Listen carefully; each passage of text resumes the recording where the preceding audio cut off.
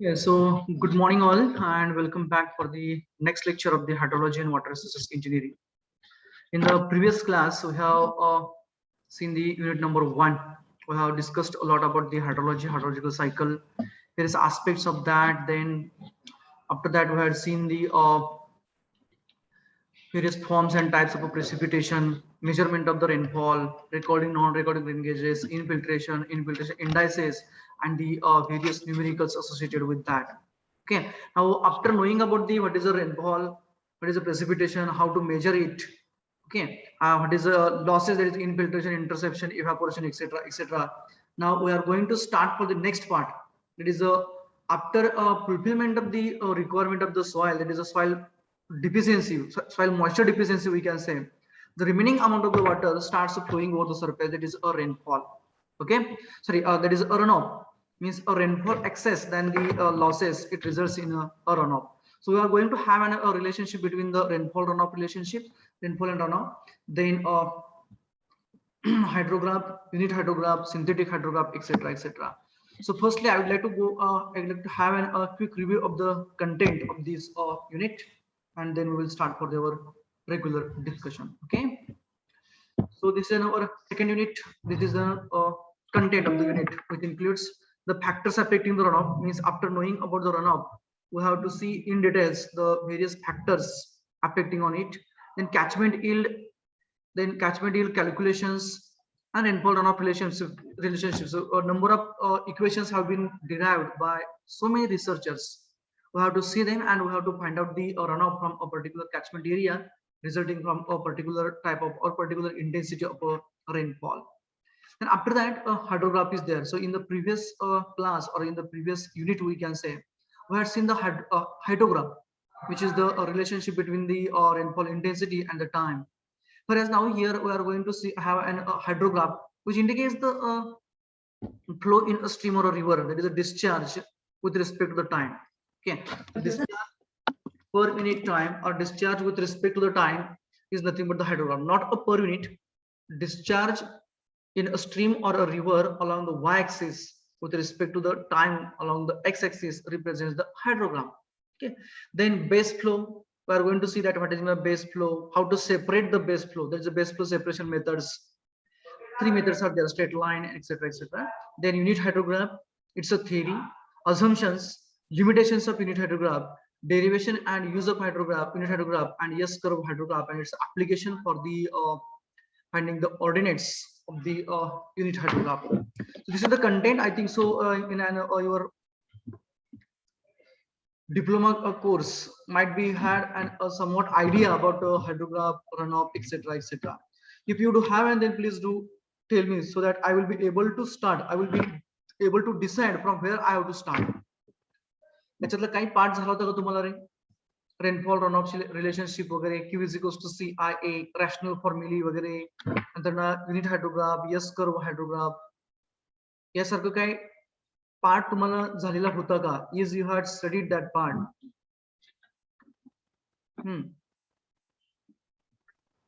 Is it कानडी झालं का पार्ट याच्याबद्दल काय? Yes sir. ओके, म्हणजे कुठेपर्यंत होतं मला सांगा, की फक्त बेसिक होतं? Q is equal to C, ते फॉर्म्युले वगैरे होते. Okay okay okay. Q is equals to CIA. That equation is not only used for the finding the runoff, but also it is used for finding the flood also. Flood is an abnormal rise in the water level in the rivers of the streams. That upon flood also. That also we are going to see in the next minute. Okay. So firstly, I would like to know about a runoff. Anyone? Runoff means what? And when to say it's a runoff, and when it's to generate. Uday. What is the mean runoff?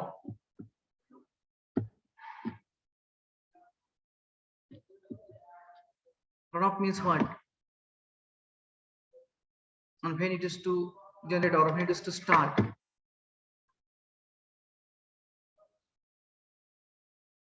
Anyone? Runoff म्हणजे काय? Anjali, roll number 9. Whatever you are knowing, please do go with that. तुम्हाला जे माहिती आहे ते सांगा. It's not expected that you should go for an accurate definition and all those things. Okay. The water which flows on the surface after considering all losses. Exactly. म्हणजेच काय तर run off म्हणजे असं पावसाचं पाणी जे जमिनीवरून वाहतं. मग जमिनीवरून पाणी कधी वाहतं पावसाचं? पाऊस पडल्यानंतर ना जमिनीची जी वॉटर डिफिशियन्सी असते, सॉइलची वॉटर डिफिशियन्सी ती अब्सॉर्ब करते. त्यानंतर ना इनफिल्ट्रेशन होतं. बाकीचे इतर लॉसेस असतात, म्हणजे खड्डा असेल कुठे त्या खड्ड्यामध्ये पाणी असतं. ते खड्डा भरून झाल्यानंतर ना जमिनीने ऍब्सॉर्प्शनच्या रेटपेक्षा जर का जास्त पाऊस पडला तर जे पाणी जमिनीवरून वाहतं त्या पाण्याला आपण रन ऑफ असं म्हणतो. Okay, so the runoff is nothing but the amount of rainfall which flows towards the streams or the rivers as a surface or a subsurface flow. म्हणजे runoff म्हणजे असं पाणी ते फक्त जमिनीवरच नाहीये. आतापर्यंत आपण म्हटलं की जमिनीच्या वरनं, पण जमिनीच्या आतमध्ये सुद्धा असं एक्स्ट्राचं सरप्लस अमाऊंट कोणाचं पडलेल्या पावसाचं की जे नदी किंवा ओढ्याकडे वाहत जातं किंवा नदी किंवा ओढ्यांमध्ये आपल्याला लास्टला दिसतं वाहताना, ते पाणी म्हणजे रन ऑफ झाला.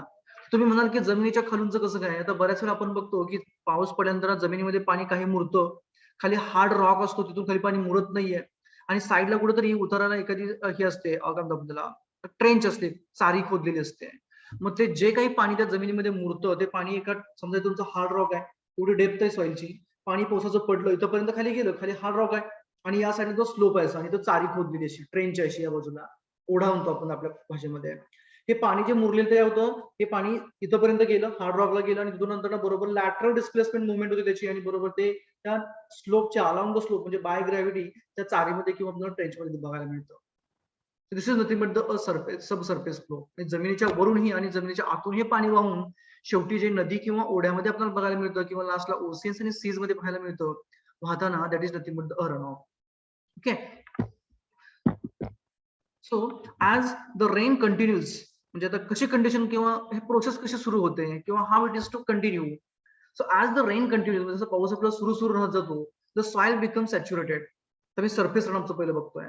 सुरुवातीला काय होतं की पाऊस सुरू झाल्यानंतर ना जेवढं पाणी पडतं ते जास्तीत जास्त पाणी हे सॉइल ऍब्सॉर्ब करून घेते.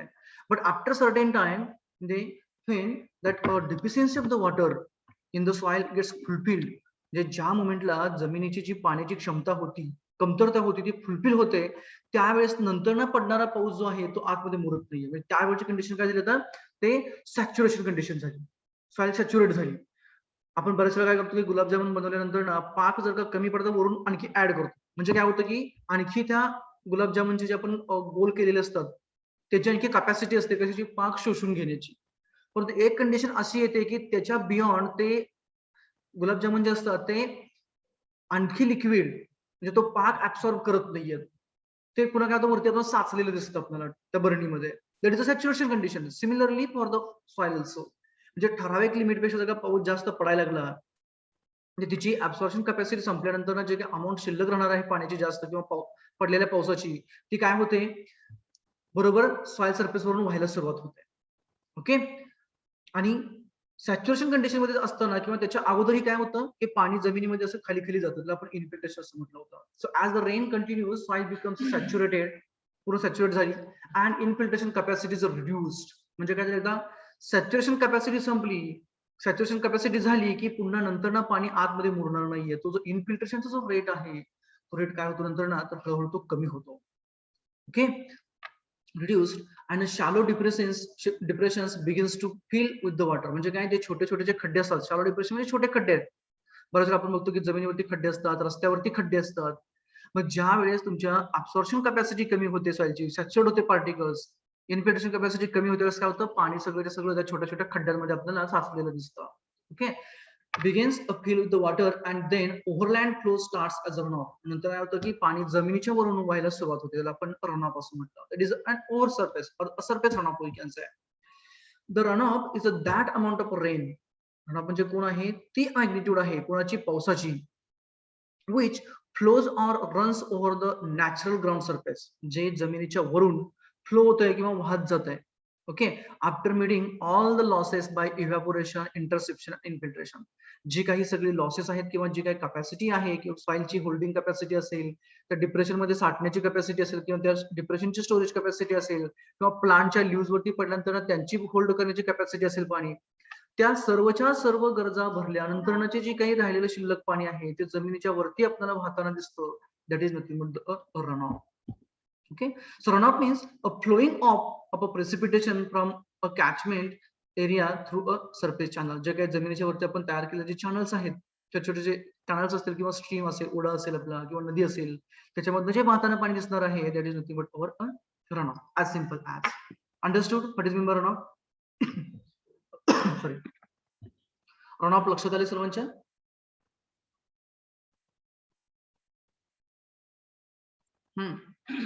रनऑफ म्हणजे काय लक्षात आले सर्वांच्या? Yes. पाहिलंय का कधी रनऑफ रे? रनऑफ पाहिलंय का? Yes, sir. Yes. Yes, sir. Okay, yesterday there was a rainfall. Oh, okay. So might be yesterday you have seen that runoff. Okay, so overland flow, जमिनीवरून वाहणारं पाणी म्हणायचं फक्त आपल्या भाषेमध्ये. कुणाचं? पावसाचं. तर आपण काय म्हणणार? रनऑफ म्हणणार. Now I would like to go for the next part. Runoff is broadly classified into 3 types. That is also called as components of the runoff. Chat box is open for the attendance and for the answers also. Okay. Runoff is broadly classified into 3 groups. ते 3 components आहेत. आता कोणकोणते बघूया आपण? Surface, subsurface आणि groundwater flow. Just a minute, I would like to go for surface runoff. त्याला आपण overland flow म्हणतो, जमिनीच्या वरून वाहणारं पाणी. Okay. Second जो येतो तो subsurface runoff. That is also called as interflow or through flow. म्हणजे काही डेप्थलाच सॉइल मधनं मातीमधनच वाहणारं पाणी, मातीच्या आतून वाहणारं पाणी, तो म्हणजे सबसरफेस झाला.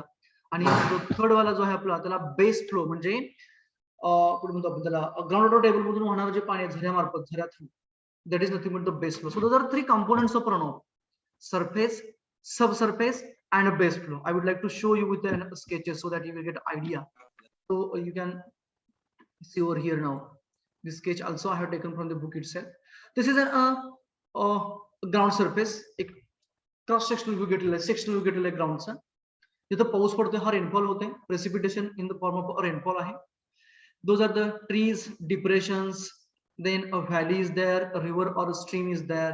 ओके, ह्या सगळ्या गोष्टी दाखवलेल्या आहेत. डोंगर आहे, डोंगरावरती झाडी आहे, कुठेतरी डबर म्हणजे खड्डा पडलेला आहे, आपण त्याला डबर म्हणतो, खड्डा पडलेला आहे. ओके, पुढे दगड आहे तिथं आपल्याला दिसतात. त्यानंतर ना तिथे एकदम हार्ड स्टार्ट आहे थोड्याच डेप्थला, बरोबर. आणि नंतर आपल्याला एक व्हॅली दिसते, त्या व्हॅलीमधून एक ओढा किंवा नदी आहे. तर मेकॅनिझम मध्ये काय राहतं की Wien the precipitation occurs in the form of rainfall, ज्यावेळेस पडणारा जो जे पर्जन्य आहे ते ज्यावेळेस पावसाच्या स्वरूपात पडतं, त्यावेळेस काय होणार की काही प्रमाणामध्ये जे वॉटर आहे, रेनफॉल आहे, तो त्या झाडावरती स्ट्राईक होणार, त्या झाडावरती अटकून राहणार. त्याला आपण इंटरसेप्शन लॉस म्हणतात. शिल्लक राहिलेलं जे पाणी आहे ते झाडावरून खाली येणार किंवा साईडच्या जमिनीवरती पडलेलं ते जमिनीवरती पडणार, जमिनीमध्ये काही मुरणार, त्याला आपण इन्फिल्ट्रेशन असं म्हणतो. This is a infiltration. Second loss झाला. आफ्टर इन्फिल्ट्रेशन जे नंतर काय व्हायला लागलं, ते पाणी डीप पर्क्युलेट व्हायला लागलं, खाली आणखी पुन्हा खाली खाली चाललं आणि कुठे जॉईन केलं त्यांनी? ग्राउंड वॉटर टेबल, GWT म्हटलेलं आहे, ग्राउंड वॉटर टेबल. जमिनीमधली आतली जी पाण्याची पातळी, भूगर्भामधली पाण्याची लेवल जे आपण म्हणतो त्याला, that is nothing but ground water table. त्या ग्राउंड वॉटर टेबलला ते पाणी मिळालं. आता ग्राउंड वॉटर टेबल कसे असतात? एक म्हणजे पर्चेड असतो किंवा तुमचा कन्फाइंड ऍक्विफर असेल, अनकन्फाइंड ऍक्विफर असेल. तिथं आपल्याला अनकन्फाइंड दिसतो. म्हणजे काय? तर लोअर सरफेस हा हार्ड स्टार्ट आहे आणि अप्पर सरफेस हा लूज सॉइल आहे. म्हणजे याच्या खाली पाणी तर मुरणार नाही, खाली पाणी जाणार नाहीये, पण याच्यावरती कुठं जमिनीवरती येऊ शकतो, ही कंडिशन दाखवलेली आहे. म्हणजे काय होणार आता? There is a hard start below this. Okay, at the lower surface we can say lower boundary hard start is that. Hard मुरुम आहे, हार्ड रॉक आहे, काळा पाषाण म्हणून आपण, त्याच्यामधनं पाणी सहजासहजी खाली मुरणार नाहीये. मग काय होणार आहे? The water which is infiltrated, deep percolated we can say, it starts moving towards the depression by the gravity. ज्या साईडला त्याला स्लोप मिळेल त्या साईडला ते बाय ग्रॅव्हिटी असं व्हायला लागलं. कुठलं? जे पाणी जमिनीमध्ये मुरलं, इन्फिल्ट्रेट झालं आणि डीप पर्क्युलेट म्हणून ग्राउंड वॉटर टेबलला मिळालं. तर हे पाणी नंतर काय होणार आहे? It is going to appear in the stream or a lake. म्हणजे एखाद्या पॉन्ड मध्ये तळं असेल, एखादं छोटस जंगलामधलं असेल, ओके, किंवा ओढा असेल किंवा नदी असेल, त्या ओढ्याला किंवा नदीला झऱ्यामार्फत त्या ग्राउंड वॉटर टेबल मधलं पाणी बरोबर इथं येऊन मिळालं. म्हणजे हे जे कॉन्ट्रीब्युशन झालं ते म्हणजे बेस फ्लो झाला. बेस म्हणजे कुठला, एकदम तळामधला आपण म्हणतो बरोबर का, बेसमेंट म्हणतो आपण, तळघर म्हणतो बरोबर, तळमजला म्हणतो आपण. ते बेसमेंट म्हणजेच काय आहे, तर आपल्या इथला ग्राउंड वॉटर टेबल मधलं पाणी जे कॉन्ट्रीब्युट करणार आहे त्याला आपण बेस फ्लो असं म्हटलं. तर त्याच्यानंतर दुसरा जो फ्लो म्हटलो तुम्ही तो म्हणजे इंटरफ्लो किंवा थ्रो फ्लो म्हटलो त्याला, किंवा सब सरफेस फ्लो म्हटलं होतं. आता सब सरफेस फ्लो म्हणजे काय, तर ज्या वेळेस पाणी हे जमिनीवरती मुरायला लागलं, परंतु काय होतं की बऱ्याच ठिकाणी 1-2 फुटानंतर ना किंवा 3-4 फुटानंतर ना हार्ड रॉक असतो, जिथं पाणी पुन्हा खाली जाऊ शकत नाहीये, त्याला बॅरियर येतो. मग अशा केसमध्ये काय होतं की तिथली जी सॉइल आहे ती सॉइल पूर्णपणे सॅच्युरेट होते, दिसते बघा आपल्याला, ही सॉइल पूर्णपणे सॅच्युरेट होते आणि हा हार्ड स्ट्राटा असल्यामुळे पाणी खाली जात नाहीये. Instead of moving downward, the water now starts flowing laterally along the slope and it joins the lake or a pond. त्याने काय केलं नंतर ना, that water had started flowing along this slope and it has joined to the stream. त्यानंतर त्याने काय केलं, ओढ्याला त्या जॉईन झालं. त्याला आपण काय म्हणतोय, थ्रो फ्लो किंवा इंटरफ्लो किंवा त्याला आपण सबसर्फेस फ्लो असं म्हणतोय. ओके. आणि जे पाणी जमिनीमध्ये मुरलंच नाहीये, म्हणजे इनफिल्ट्रेशन कॅपॅसिटी पेक्षा पाणी जे जास्त होतं सॉइलच्या, ते काय झालं, जमिनीवरून व्हायला लागलं. इथे खड्डा दिसतोय आपल्याला, डिप्रेशन म्हणजे खड्डा आहे, त्या खड्ड्यामध्ये साचलं बरोबर, एक लॉस झाला. आणि तो लॉस फुलफिल केल्यानंतर ना जे काही पाणी शिल्लक राहिलं, it has started flowing over this surface, दिसते बघा आपल्याला, that is called as overland flow. Surface flow त्याला आपण सरफेस रनऑफ असं म्हटलं, म्हणजे जमिनीच्या वरून जे वाहणारं होतं that is a surface. Sub surface जमिनीच्या खालून परंतु लोअर डेप्थला.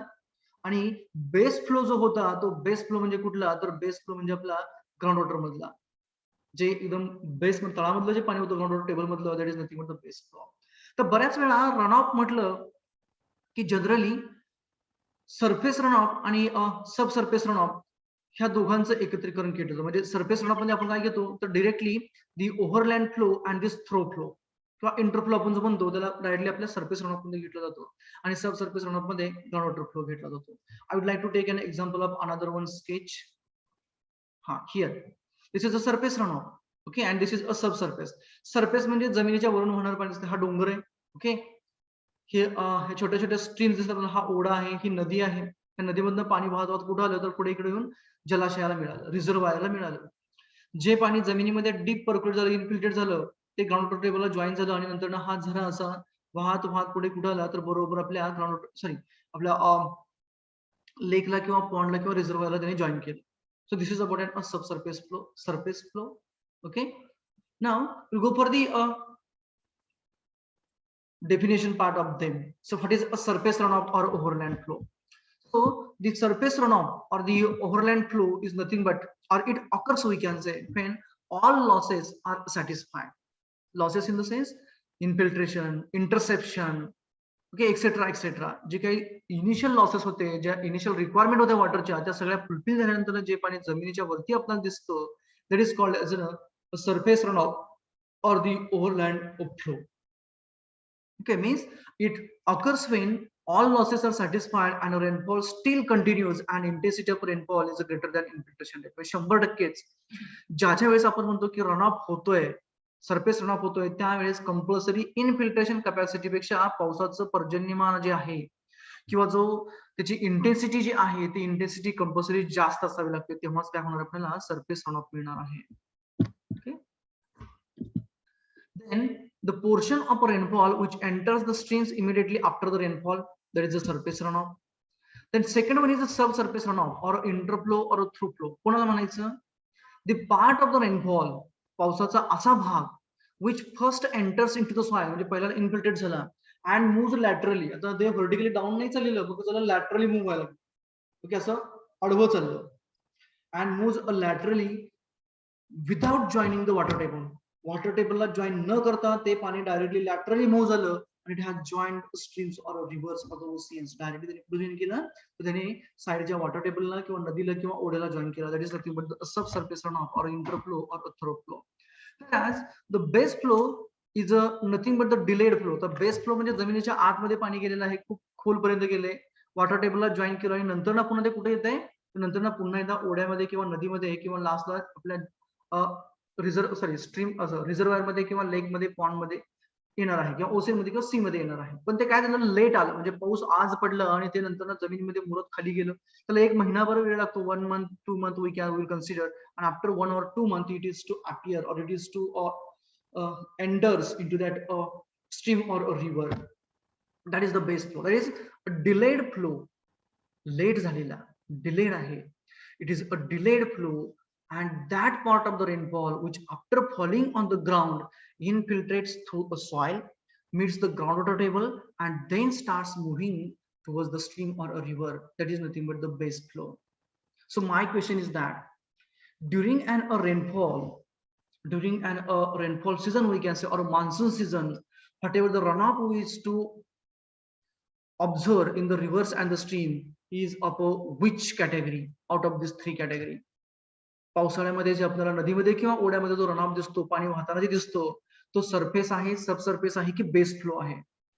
सरफेस. सरफेस. आणि बेस फ्लो कुठे येतो मग, कधी दिसतो आपल्याला? वेल स्ट्रीम. मे जून, एक्झॅक्टली. ज्या वेळेस पाऊस नाही, साधारणतः उन्हाळा किंवा हिवाळ्यामध्ये पाऊस नसताना जे पाणी आपल्याला ओढ्यामध्ये किंवा नदीमध्ये वाहताना दिसतं, ते म्हणजे कुठलं आहे, पाऊस पडल्यानंतर जे जमिनीमध्ये मुरलं आणि नंतर ते खाली जमिनीमध्ये ग्राउंड टेबलला मिळालं आणि नंतर पुन्हा ते बाहेर पडायला. लेट आहे, डिलेड आहे flow. That is the base flow. Exactly. Thanks. Okay, so this was the question I wanted to have over this. Now रनऑफला पुन्हा 2 क्लासेस मध्ये डिवाइड केलं जातं, डायरेक्ट आणि इनडायरेक्ट. तर डायरेक्ट मध्ये कोण कोण येतो आणि इनडायरेक्ट मध्ये कोण येतो? तर इनडायरेक्ट म्हणजे काय, डिलेड आहे, शेवटी येणार आहे पाणी, नदीमध्ये ओढ्यामध्ये दिसणारच आहे, परंतु कधी late, delayed. That is a indirect. आणि डायरेक्ट मध्ये कोण होतं? सरफेस. सरफेस इन्फिल्ट्रेशन कॅपॅसिटी पेक्षा जास्त पाऊस पडला की डायरेक्ट दिसणार. जमिनीमध्ये थोडं पाणी मुरलं आणि खाली हार्ड साठा असला, 100% पाणी लगेच ओढ्यामध्ये किंवा नदीमध्ये किंवा जमिनीवरून वाहताना दिसणार. So that is a direct runoff. So I'd like to highlight over here. Direct runoff is a combination of a surface runoff and subsurface runoff. Subsurface म्हणजे कुठला, काही ठराविक डेपला, थोड्याशा डेपला 4 ते 5 सेंटीमीटर पर्यंत असेल किंवा 10 सेंटीमीटर आपण धरूयात किंवा 2 फूट पकडूयात आपण, 2 feet we will consider. तेवढ्या डेप्थ मध्ये जाऊन पाणी नंतर ज्यावेळेस लॅटरली मूव्ह होऊन बरोबर जॉईन करतो कुणाला, त्या नदीला किंवा ओढ्याला, that is nothing but our direct runoff. Whereas the indirect runoff is nothing but the base flow. Indirect runoff is nothing but the base flow. Base flow means the whatever the perennial rivers we used to observe, ज्या perennial reverse आहेत, त्या perennial river म्हणजे बारमाही नद्या आहेत किंवा बारमाही ओढे सुद्धा असतात, त्यांच्यामधला जो रनऑफ आहे तो डायरेक्ट रनऑफ आहे की इनडायरेक्ट रनऑफ आहे रे? पाटील. ज्या बारमाही नद्या आहेत त्यांच्यामधलं जे पाणी आपल्याला दिसतो वाहताना, तो जो रनऑफ आहे, तो रनऑफ हा डायरेक्ट आहे की इनडायरेक्ट आहे? श्रीनाथ. हा, इनडायरेक्ट. इनडायरेक्ट. कधी इनडायरेक्ट रे बघा?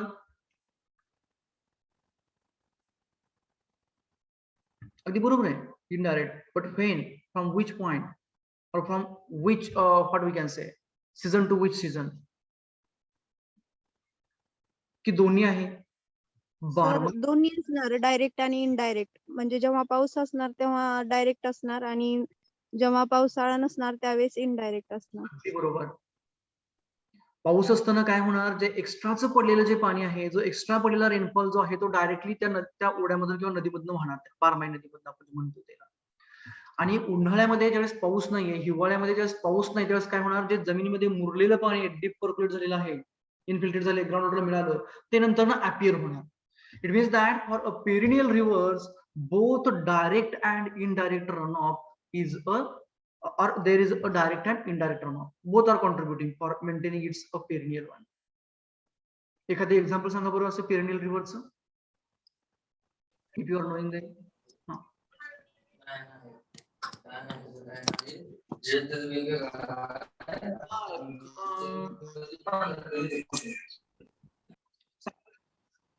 पेरिनियल रिव्हर सांगा बरं. Ganga river. Ganga, great. Non perennial सांगा बरं एखादी.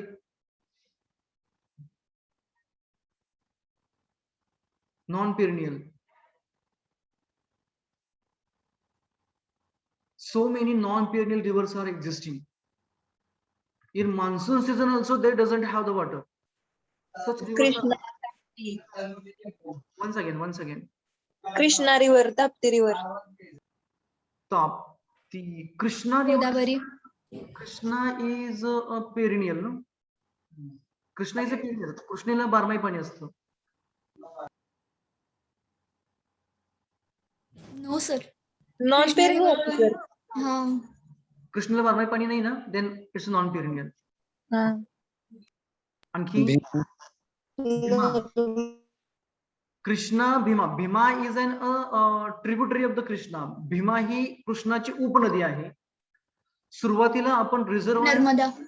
Narmada etcetera. Okay, great great. Godavari. Godavari. Okay. Tapti. Tapti, great. या ज्या नद्या आहेत तर यांना बारमाही पाणी आपल्याला दिसत नाहीये. But in the ancient days, पूर्वी त्यांना पाणी बारमाही असायचं.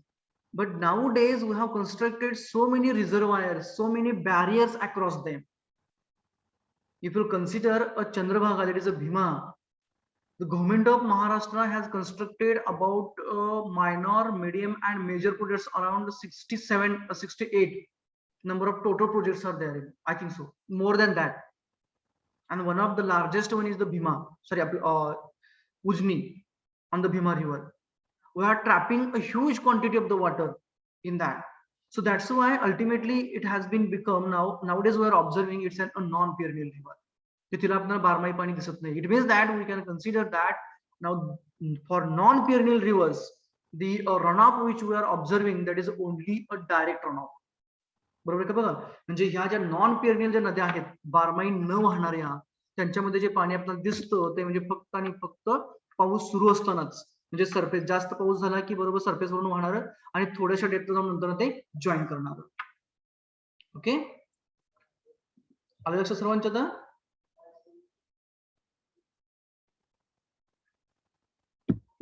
Okay. The next one is the factors affecting the runoff. तर रनऑफ वरती अफेक्ट करणारे भरपूर सारे पॅरामीटर्स आहेत. क्लायमेटिक आहेत, टोपोग्राफिकल आहेत, या सगळ्याच्या सगळ्या गोष्टी त्या रनऑफ वरती अफेक्ट करतात. एखादी गोष्ट सांगू शकाल का, एखादा पॅरामीटर तुम्ही सांगू शकाल का की ज्याच्यामुळे रनऑफ जास्त होतोय किंवा कमी होतोय? A factor which is delaying the runoff or obstructing the runoff, or it is what we can say helping to have an runoff.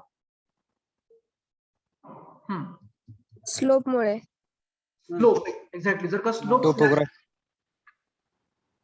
one second. Topography. आता मी पहिला स्लोपला येतो, नंतर टोपोग्राफीला जातो. मी स्लोप जसं तुम्ही म्हटलं की एक्झॅक्टली स्लोप बरोबर रनऑफ हा बदलतो. तर मला सांगा, जर का स्लोप हा सॉइल जमिनीचा फ्लॅट असेल तर रनऑफ लगेच जनरेट होईल की स्लोप हा स्टीप असेल त्यावेळेस रनऑफ जनरेट होईल? स्टीप असेल तेव्हा लगेच. स्टीप असल्यानंतर लगेच रनऑफ जनरेट होणार. अगदी बरोबर आहे. Great. Now second parameter, that is the topography. हा, can you elaborate about the topography?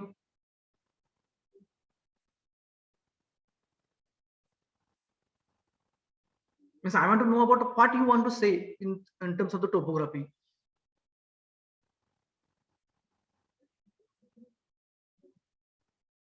Topography कशी असायला पाहिजे म्हणजे रनऑफ जास्त होईल रे?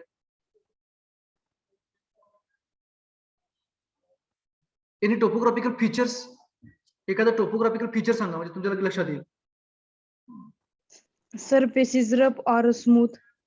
सरफेस रफ आहे, स्मूथ आहे, बॅरन लँड आहे, फॉरेस्ट आहे, कल्टिवेटेड आहे.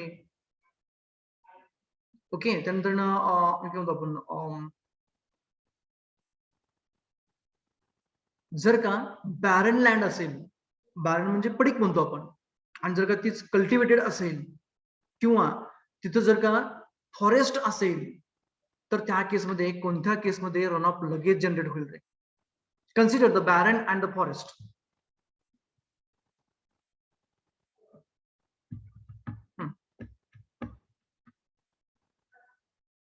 बॅरन लँड आहे, पडीक आहे. बोला. हा, बॅरन लँड वरती लवकर होईल रनऑफ. बॅरेन लँडवरती रन ऑफ लगेच जनरेट होईल. ओके, आणि फॉरेस्ट मध्ये का बरं लेट होईल रे बाळा मग? जास्त झाड असल्यामुळे तिथे इन्फिल्ट्रेट होईल वॉटर. राईट. फॉरेस्ट मध्ये काय होणार, तर जास्त झाडी असल्यामुळे water will be get stop, त्याला बॅरियर येणार वाहणाऱ्या पाण्याला. त्याच्यामुळे काय होणार, सॉइल होल्ड केलेली असते अगोदर झाडाने, त्याच्यामुळे काय होणार, to the cracks and as an obstacle for the moving water, we can say the water will try to get infiltrated in the soil. जास्तीत जास्त काय होणार, तर इन्फिल्ट्रेशन होणार आणि पाणी आपल्याला लगेच वाहताना दिसणार नाहीये. Okay, anybody anything else than this? हे दोन पॅरामीटर्स आपल्याकडे भरपूर आहेत पॅरामीटर्स. टोपोग्राफी झालं, स्लोप झालं, आणखी कोणकोणते पॅरामीटर असतील त्याशी? Catchment area. Catchment area. Okay, हा. So how come catchment area म्हणजे काय म्हणायचं? कॅचमेंट एरियातली तुम्हाला म्हणजे त्याच्यातल्या वेगवेगळ्या गोष्टी म्हणायच्यात की कॅचमेंट एरियाचं अमाऊंट म्हणजे एरिया 100 हेक्टर्स 10 हेक्टर्स असं म्हणायचं तुम्हाला?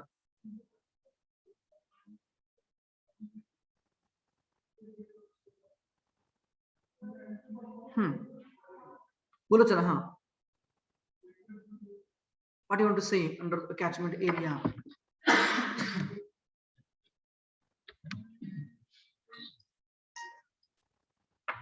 बोला बळा. हा, काय म्हणायचं तुम्हाला कॅचमेंट एरिया मध्ये exactly what you want to say?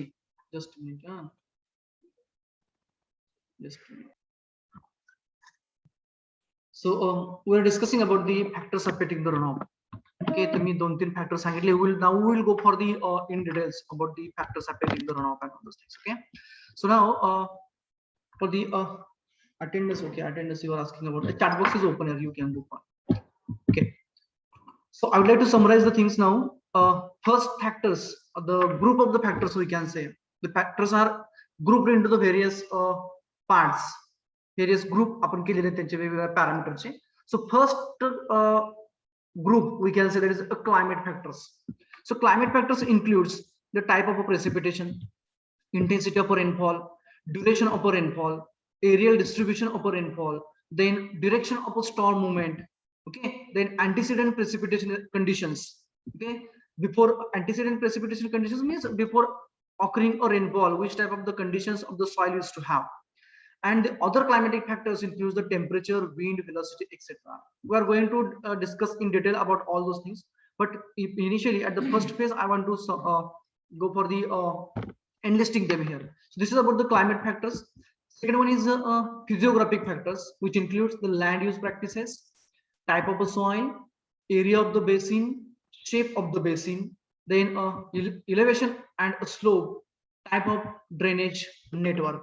Okay, now we'll start for the discussion one by one. So first one is the climate factor. So under climate, the first one is a type of a precipitation.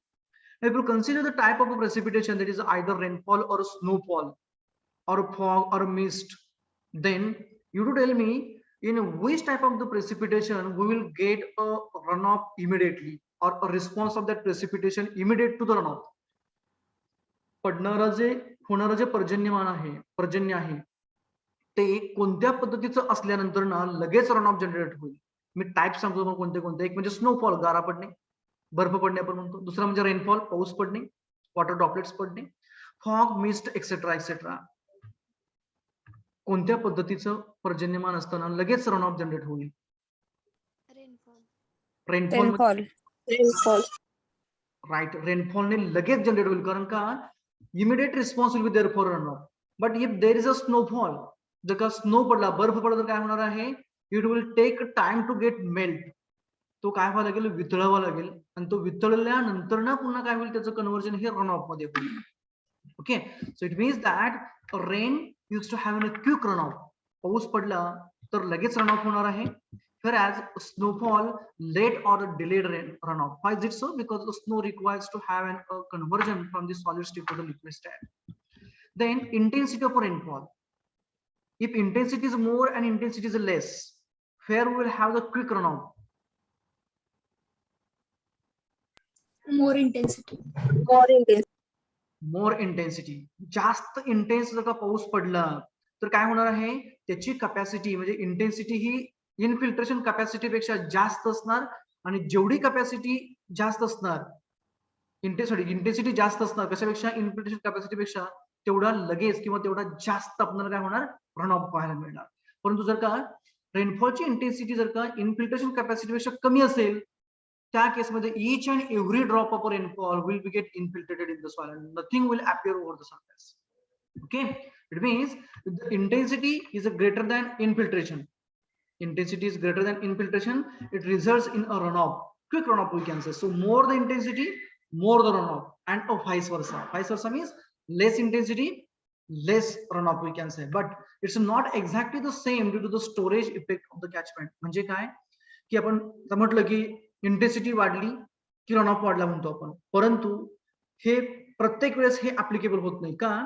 कारण जर का त्या catchment एरियामध्ये जर का खूप सारे काय म्हणतो आपण त्याला, स्मॉल काय म्हणतो वॉटर कन्झर्वेशन स्ट्रक्चर्स असतील, सॉइल वॉटर कन्झर्वेशन स्ट्रक्चर, छोटे छोटे बंड असतील, ट्रेंचेस असतील, तर त्या केसमध्ये काय होणार, रेनफॉलची इंटेन्सिटी जास्त आहे मान्य आहे, परंतु पाणी काय होणार, त्या डिप्रेशन मध्ये स्टोर होत जाणार, त्या खड्ड्यांमध्ये पाणी अटकत बसणार, त्याच्यामुळे आपल्याला डायरेक्टली पाणी वाहताना दिसणार नाहीये. So that is the thing, it's not exactly the same due to the storage effect of the catchment. So this is about the type of precipitation and intensity of rainfall. Next one is duration of rainfall. More the duration, more will run out. बरोबर ना? जेवढा जास्त वेळ पाऊस पडेल, जास्त इंटेन्सिटीचा, तेवढा जास्त आपल्याला रन ऑफ पाहायला मिळेल. जेवढा कमी पाऊस पडेल, कमी वेळ पाऊस पडेल, तेवढा आपल्याला काय होईल, आपल्याला कमी रन ऑफ पाहायला मिळेल. So with the prolonged rainfall, prolonged means for longer duration we can say, infiltration goes on reducing. जेवढा जास्त वेळ पाऊस पडत जाईल तेवढं काय होणार आहे, हळूहळू इनफिल्ट्रेशन कॅपॅसिटी काय होणार आहे, कमी कमी होत जाणार आहे, and it results in a runoff. And runoff goes on increasing. म्हणजे जास्त वेळ पाऊस पडत गेला की इनफिल्ट्रेशन कॅपॅसिटी कमी होणार, कारण सॉइल सॅच्युरेट होणार, आणि जे शिल्लक राहिलेलं जे पाणी आहे, it starts appearing over the soil surface. Okay, even the less intensity rainfall of a longer duration also results in the runoff. म्हणजे कमी इंटेन्सिटीचा जरी पाऊस पडत असला, परंतु का जास्त वेळ पडला तरी आपल्याला डायरेक्टली ओढ्याला पाणी आलेलं दिसतं, त्यानंतर विहिरीमध्ये पाणी वाढलेलं दिसतं. So this is the idea about the duration of the rainfall. Means more the duration, more will be the runoff we can say, and vice versa condition. Another one that is an important point I would like to go for over here, that is a critical time of a concentration. The critical time of concentration म्हणजे काय राहतं की समजा आपल्याकडे catchment area, just I would like to go for, I will show you that what I want to say. Suppose that we have a catchment like this. This is a catchment area we will consider, okay, and this is a starting point we'll consider as A, okay, and this is an ending point we'll consider as a B. हा outlet आहे समजा आपण कॅचमेंटचं. RL, so we'll consider this as having RL as a 99 meters, whereas here we'll consider RL as a 100 meters. इथं 100 metre RL असं आपण अझूम करूया, आणि इथं 99 मीटर RL असं आपण अझूम करूया. Means the slope is from A to the B. तर time of concentration in the sense काय, समजा ह्या पूर्णपणे कॅचमेंट एरियामध्ये पाऊस पडतोय, पाऊस पडायला लागलेला आहे. आता हा आपला पॉइंट बी जर का आउटलेट असेल, समजा इथं नदी आहे आपल्याशी, just minute, I would like to go for that river also in the basin. This is a river and it's a tributaries.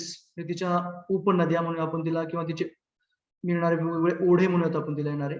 This is another tributary like this. They are collecting the water from the catchment area and ultimately that water is appearing in the main river. अशा पद्धतीची mechanism आपण अजून करूया. तर याच्यामध्ये time of concentration म्हणजे काय की आउटलेट पासून जो एकदम दूरवरचा पॉइंट असतो, फार्देस्ट पॉइंट आपण म्हणतो.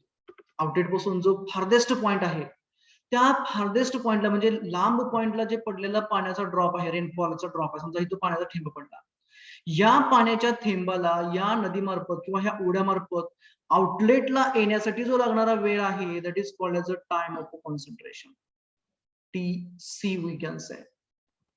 TC is nothing but the time of concentration. What is that? The time taken by a raindrop which is falling at the farthest point in a catchment. Catchment मध्ये एकदम कॅचमेंटच्या स्टार्टिंगला पडलेला पाण्याचा जो थेंब आहे, त्याला कॅचमेंटच्या आउटलेटला येण्यासाठी जो लागणारा वेळ आहे, that is called as a time of concentration. Okay, So as per that, time of concentration means the time taken by the raindrop of a farthest point to come at an outlet of the basin, that is a critical time of concentration or concentration time. If duration of a rainfall is more or equal to the TC, जर का पडणारा जो पाऊस आहे कशा पद्धतीचा, म्हणजे ज्या आपल्या या कॅचमेंट एरियावरती पाऊस पडतो इथं, त्या पडणाऱ्या पावसाचं रेनफॉलचं ड्युरेशन, त्याला मी कॅपिटल डी असं म्हणतो, ते ड्युरेशन जर का टाइम ऑफ कॉन्सन्ट्रेशन पेक्षा जास्त असेल, टीसी पेक्षा जास्त आहे, तर रन ऑफ जनरेट होईल की रन ऑफ जनरेट होणार नाहीये. as simple as I have. Duration D is the duration of rainfall. Okay, समजा 2 तास 4 तास काहीतरी आहे, आणि टीसी हा टाइम ऑफ कॉन्सन्ट्रेशन आहे. टाइम ऑफ कॉन्सन्ट्रेशन म्हणजे काय बघितलं आपण की एकदम फार्देस्ट पॉइंटला पडलेला जो पाण्याचा थेंब आहे त्याला त्या कॅचमेंटच्या आउटलेटला येण्यासाठी लागणारा वेळ आहे. जर का तो ड्युरेशन पावसाचा टीसी पेक्षा जास्त असेल तर रन ऑफ लगेच जनरेट होईल, रन ऑफ जनरेट होईल की रन ऑफ जनरेट होणार नाहीये. काय होईल सांगा. Consider N example of a Bhima river. आपण भीमा नदीचं एक्झाम्पल घेऊया आणि आपण सध्या कुठे समजा पंढरपूरमध्ये आहोत असं अजून करूया. आपण असं अजून करायचं की मध्यंतरी रिझर्व्हर मध्ये कुठेही पाणी थांबवलं जात नाही, डायरेक्टली पाणी आउटलेट जसं पाऊस पडतो तसं आपलं पंढरपूरमध्ये येत आहे. ते स्टार्ट टू एंड भीमाशंकर हे तिचं उगम स्थान आहे. म्हणजे भीमाशंकर पासून पाणी सुरू होत आहे आणि ते पंढरपूरपर्यंत येत आहे. म्हणजे भीमाशंकरच्या ठिकाणी पडलेला पावसाचा थेंब त्याला पंढरपूरमध्ये येण्यासाठी लागणारा वेळ तो म्हणजे टाइम ऑफ कॉन्सन्ट्रेशन टीसी झाला. आणि जो पाऊस पडतोय त्या पावसाचा जो वेळ आहे, किती वेळ पाऊस पडतोय त्याची ड्युरेशन आहे, ती ड्युरेशन जर का त्या टीसी पेक्षा टाइम ऑफ कॉन्सन्ट्रेशन पेक्षा जास्त असेल तर नदीमध्ये येणाऱ्या पाण्याची जी क्वांटिटी आहे ती जास्त असेल रन ऑफ, कमी असेल की रन ऑफ जनरेट होणारच नाहीये. कंडिशन मेकॅनिझम कळालं का बघा. पाण्याची क्वांटिटी जास्त असेल, पाण्याची क्वांटिटी जास्त असणार, अगदी बरोबर आहे. कारण का पाऊस सुरुवात झाल्यापासून इथं पडलेलं पाणी इथं लास्टच्या टोकाला येतंय, तरीही आणखी पाठीमागे पाऊस सुरूच आहे. म्हणजे काय होणार, the quantity will get adding and adding. पाण्याची जी क्वांटिटी काय होणार, ऍड होत जाणार आणि जास्तीचं पाणी ह्या ट्रिब्युटरीज मधनं हे असं ऍड होत होत काय होणार, आउटलेट येणार. Means there with maximum flood or maximum water, maximum run off म्हणजे flood condition will be that. It means that whenever we are saying that the time of concentration and rainfall duration, if you are correlating, if the duration of rainfall is more or equal to the TC, then whole rainfall results in the runoff. जेवढा काही पडणारा पाऊस आहे तो पूर्णपणे runoff मध्ये generate होणार. आणि जर का टाइम ऑफ कॉन्सन्ट्रेशन पेक्षा पडलेल्या पावसाचं ड्युरेशन कमी असेल तर त्या केसमध्ये 100% रनऑफ जनरेट होणार नाहीये, किंवा होईल झाला तर त्याचं अमाऊंट जे असणार ते अमाऊंट कमी असणार. Okay, now next one, that is a areal distribution of rainfall over the basin. म्हणजे कॅचमेंट एरियामध्ये जो पाऊस पडतोय त्याचं डिस्ट्रीब्युशन कसं त्याच्यावरती कसं डिपेंड होतं. The heavy rainfall in the lower portion of the basin, म्हणजे खूप मोठा पाऊस परंतु बेसिनच्या आउटलेटला म्हणजे कुठं पंढरपूरच्या जवळच पडला तर काय होणार आहे, क्विक रन ऑफ, म्हणजे लगेच आपल्याला ते पाणी तिथं आलेलं दिसणार आहे. परंतु तो जर का हेवी रेनफॉल भीमाशंकरच्या तिथं पडला तर तिथून पाणी वाहत वाहत पंढरपूर पर्यंत यायला वेळ लागतो आणि तोपर्यंत वॉटर भरपूर लॉस होतो. ओके, म्हणजेच एरियल डिस्ट्रीब्युशन होत असताना सुद्धा रन ऑफ वरती ते भरपूर अफेक्ट करतो. कसं तर हेवी रेनफॉल जर का आउटलेटच्या ठिकाणी पडला तर तिथं लगेच रन ऑफ जनरेट होतो. whereas a heavy rainfall in the upper portion of the basin, म्हणजे कुठं स्टार्टिंग फेजला असेल पाऊस पडत असेल, it results in a delayed run off, late run off generate होतो. The even distribution of rainfall सगळीकडेच म्हणजे स्टार्टिंग पासून ते एंड पर्यंत भीमाशंकर ते पंढरपूर पर्यंत इव्हन डिस्ट्रीब्युशन असेल over the basin, it results in a long and slowly increasing the run off. म्हणजे तो रन ऑफ जनरेट होणारच होणार, त्याबरोबर त्या रन ऑफचं जे ड्युरेशन असणार ते ड्युरेशन सुद्धा खूप जास्त असणार. म्हणजे इन्क्रीज होत जाणार, हळूहळू वाढत जाणार आणि खूप जास्त वेळ वाढत जाणार आणि खूप जास्त वेळ पाणी त्या नदीमधून वाहत राहणार. This is about the aerial distribution of rainfall over the basin and its effect on the runoff. Then the next parameter is the direction of the storm movement. म्हणजे पाऊस पडत असताना जी पावसाची सर पडतीये तिची डायरेक्शन कशी आहे. तर मी तुम्हाला एक्झाम्पल देतो. I would like to go for once again over that slide where we have prepared. A ते B आहे. पाऊस पडतोय, समजा इथे कुठे ढग दाखवतो म्हणजे हे ढग आहेत सगळे, असं आपण झूम करूया. तर पाऊस पडतोय, याची जी डायरेक्शन आहे मुवमेंटची स्टॉर्मची, वारं जे वाहत आहे ते या डायरेक्शनने वाहत आहे. पहिली केस आहे. This is a first case I would like to consider where the that storm किंवा पावसाची सर जी आहे ती आपली आउटलेट पासून टॉप कडे, म्हणजे पंढरपूरकडून भीमाशंकरकडे पाऊस पडत चाललेला आहे, पुढे पुढे चाललेला आहे. पहिली केस आहे. सेकंड केस मध्ये काय होतंय, जो पाऊस पडतोय त्याची जी डायरेक्शन आहे मुवमेंटची ती या डायरेक्शनला आहे. सेकंड वन म्हणजे भीमाशंकर पासून सुरू झाला आणि तो खाली पंढरपूरकडे यायला लागलेला आहे पाऊस पडत पडत. कोणत्या केसमध्ये लगेच रन ऑफ जनरेट होईल, इन अ फर्स्ट केस या in a second case? Second case. Second case मध्ये पाऊस रन ऑफ लगेच जनरेट होईल असं म्हणायचं आहे. Yes sir. Why is it so? का बरं असं असेल ते?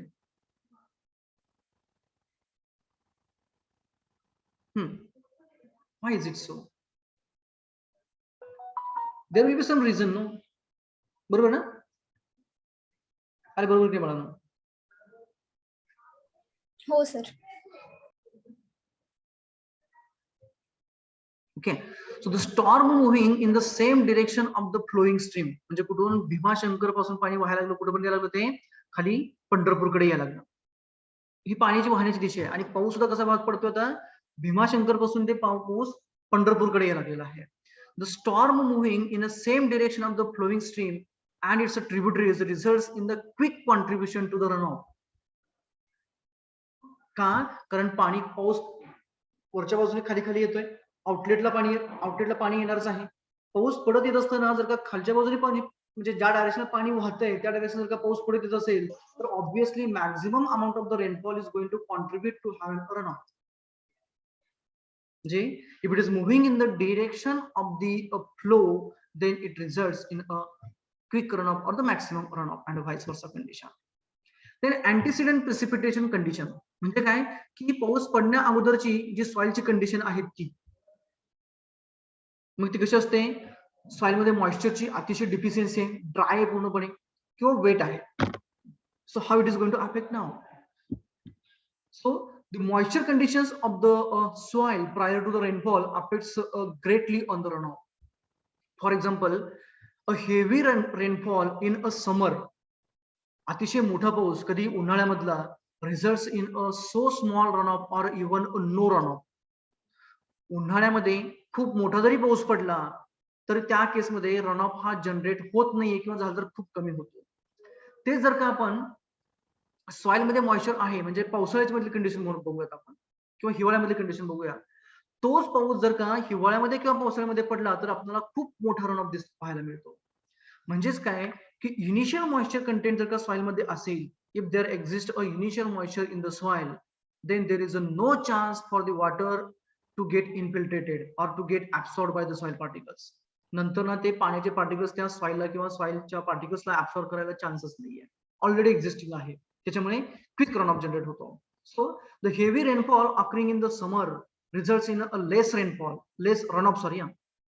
Heavy rainfall occurring in a summer results in a less runoff, whereas a less rainfall in the winter results in the appreciable runoff. हिवाळ्यामध्ये कमी इंटेन्सिटीचा जर की पाऊस पडला तरी सुद्धा जास्त रनऑफ जनरेट होतो, परंतु उन्हाळ्यामध्ये जास्त इंटेन्सिटीचा जरी पाऊस पडला तरी आपल्याला कमी रनऑफ पाहायला मिळतो, because there is a difference in the soil moisture conditions prior to the rainfall. Okay. Then next factor is the other climatic factor, that is temperature is there, then the wind is there. So we are knowing that whenever temperature will be more less, then enhanced evaporation will be there. Temperature जास्त असलं की evaporation चा rate जास्त असणार आहे. त्याचबरोबर जर का वारे वाहत असेल, टेम्परेचर जास्त असतं तर पुन्हा एकदा evaporation चा रेट ऍक्सलरेट होणार. म्हणजे काय होणार, पाणी नदीमधून वाहत असताना किंवा ओढ्यामधून वाहत असताना इव्हॅपोरेशन होणार आणि आपल्याला कमीत कमी रन ऑफ मिळणार. So the evaporation of a rainfall is influenced by a temperature, wind velocity, and atmospheric conditions, etc. Wind with a higher magnitudes, okay, so with higher magnitudes of a temperature and wind, there will be the less run off and vice versa. का कमी असणार? कारण जास्त temperature असलं की evaporation होणार, त्याच्याबरोबर जर का वारे व्हायला लागले तर जी काय मॉइस्ट एअर आहे ती रिमूव्ह होणार आणि पुन्हा काय होणार, जास्तीत जास्त सरफेस हा आपला एक्सपोज टू सन रेडिएशन होणार, टेम्परेचर होणार आणि मॅक्सिमम इव्हॅपोरेशन होणार. So there will be the loss from the run off, म्हणजेच मिळणारा रन ऑफ जो आहे आपल्याला तो काय असणार, कमी असणार. Next is the physiographic factors, म्हणजे टोपोग्राफी असेल, तुमचा स्लोप असेल, लँड यूज प्रॅक्टिसेस असतील. So land use, it includes the land use for the various purposes such as cultivation of crops, forests, barren land, etc. etc. जर का barren land असेल तर म्हणजे पडीक जमीन म्हणतो आपण, गायरान म्हणतो आपण त्याला, ओके, किंवा चराऊ शेत असं म्हणतो, शेत असं म्हणतो आपण त्याला. तिथं काय होतं की ती कॉम्पॅक्टेड लँड असते. If it is compacted, then there is a so less chance, so small chance to water get infiltrated. तिथं पाणी खूप कमी प्रमाणामध्ये जमिनीमध्ये मुरणार आहे. त्याच्यामुळे काय होणार, maximum quantity of the rainfall will appear over the surface as a flowing water, as a run off we can say. म्हणजे if the barren land is there, then maximum run off will be there, whereas a forest, then cultivation etcetera enhance the infiltration. त्याच्यामुळे काय होतंय, इन्फिल्ट्रेशनचा rate वाढतोय, त्याच्यामुळे काय होणार, तर मग रन ऑफ हा आपला कमी कमी होत जाणार. Okay. The urban areas yields more runoff due to the less infiltration. Urban means ज्या ठिकाणी आपण जास्त घरं बांधलेली आहेत, तर ज्यावेळेस आपण जास्त घरं बांधलेली असतो तो रिजन असतो, तिथं काय होतं की maximum amount of the water use to appear over the surface. Okay.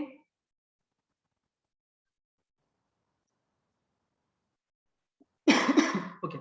So for the urban areas, where crowded region is there, where we have what we can say, where we built a number of structures. आपण तिथे जास्तीत जास्त घरं वगैरे बांधलेली आहेत, आपण paving block टाकलेले आहेत किंवा बऱ्याच वेळा आपण कॉन्क्रीटीकरण केलेलं आहे. तिथं काय होणार, पडलेल्या पावसाला जमिनीमध्ये मुरायचे चान्सेस नाही. There is no chance for the water to get infiltrated. So in such cases each and every drop contributes to the run off we can say. प्रत्येक ड्रॉप हा कॉन्ट्रीब्युट करेल रन ऑफला, असं म्हटलं तरी ते वावगं ठरणार नाही. Okay. So this is the idea about the land use. Then the second parameter is the type of the soil. So which type of the soil will result in a less runoff? कोणत्या पद्धतीची soil आपल्याला कमीत कमी run of देईल रे? Which soil? Anyone?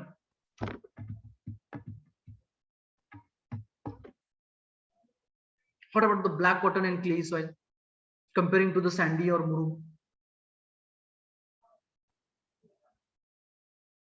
Which one will have a maximum runoff? Sandy soil. Sandy soil मधून runoff जास्त होईल की ब्लॅक कॉटन सॉइल वरती पडणाऱ्या पावसामुळे रनऑफ जास्त होईल? Black soil.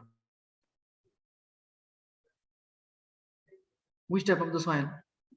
The soils those are well compacted.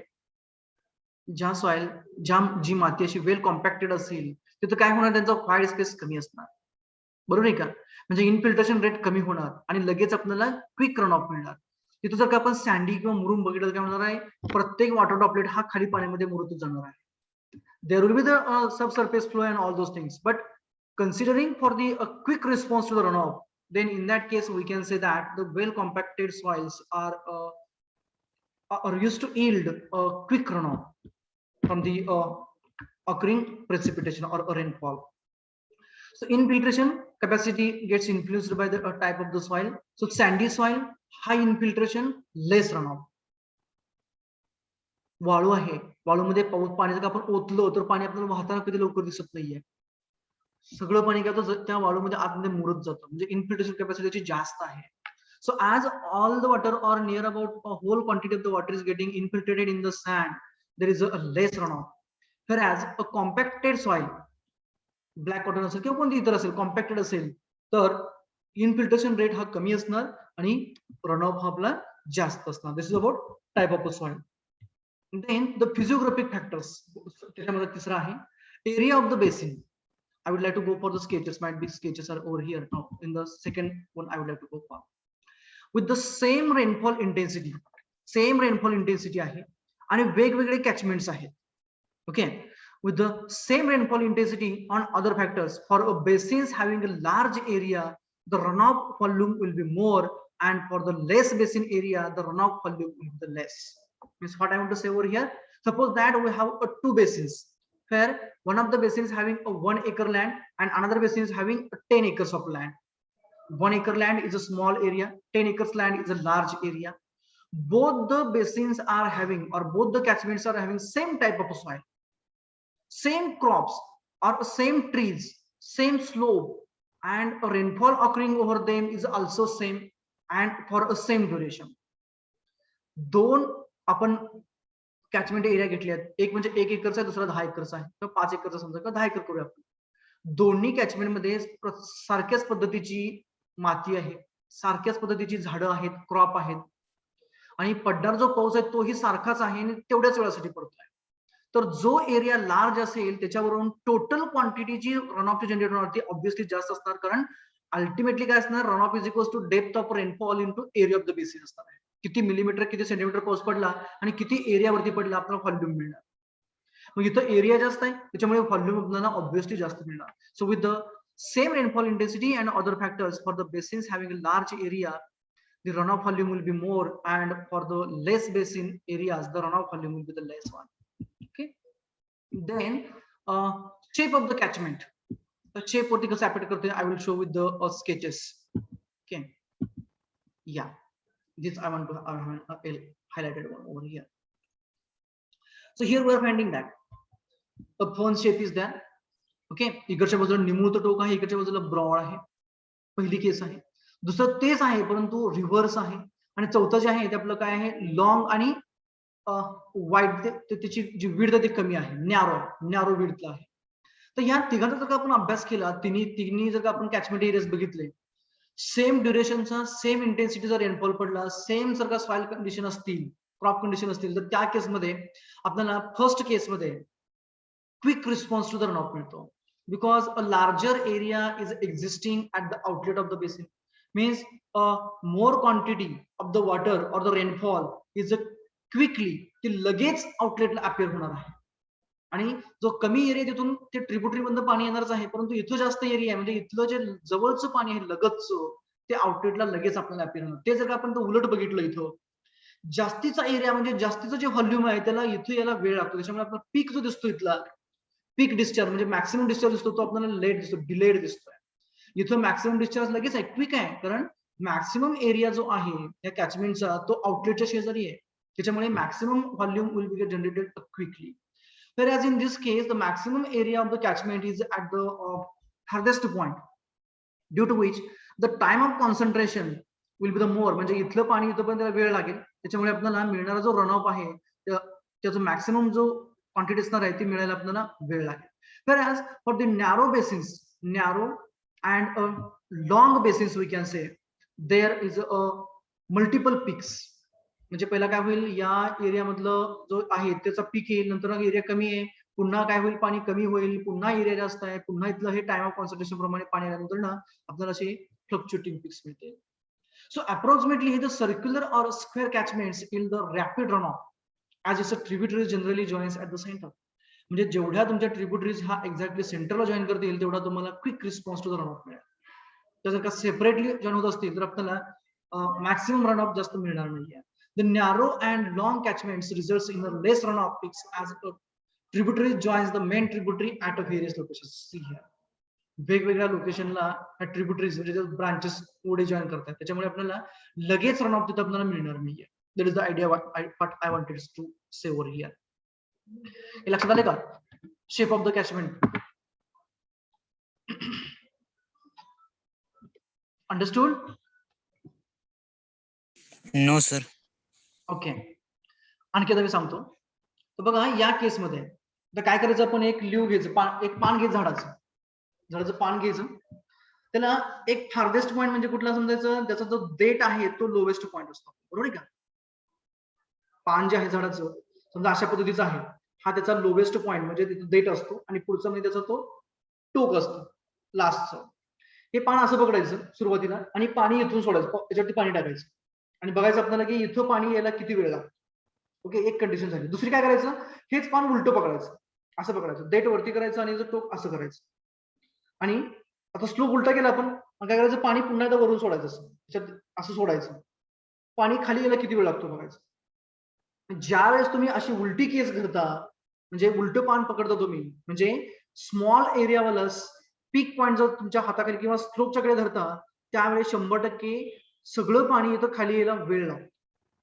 आणि ते जर का तुम्ही असं इथं पकडलं, म्हणजे त्याचं तो काय वरती पकडलं आणि बेस खाली ठेवला आणि पाणी सेम क्वांटिटीमध्ये सर्व ठिकाणी स्प्रे केलं, तर लगेच पाणी आपल्याला आउटलेटला आलेलं मिळतं, दिसतं.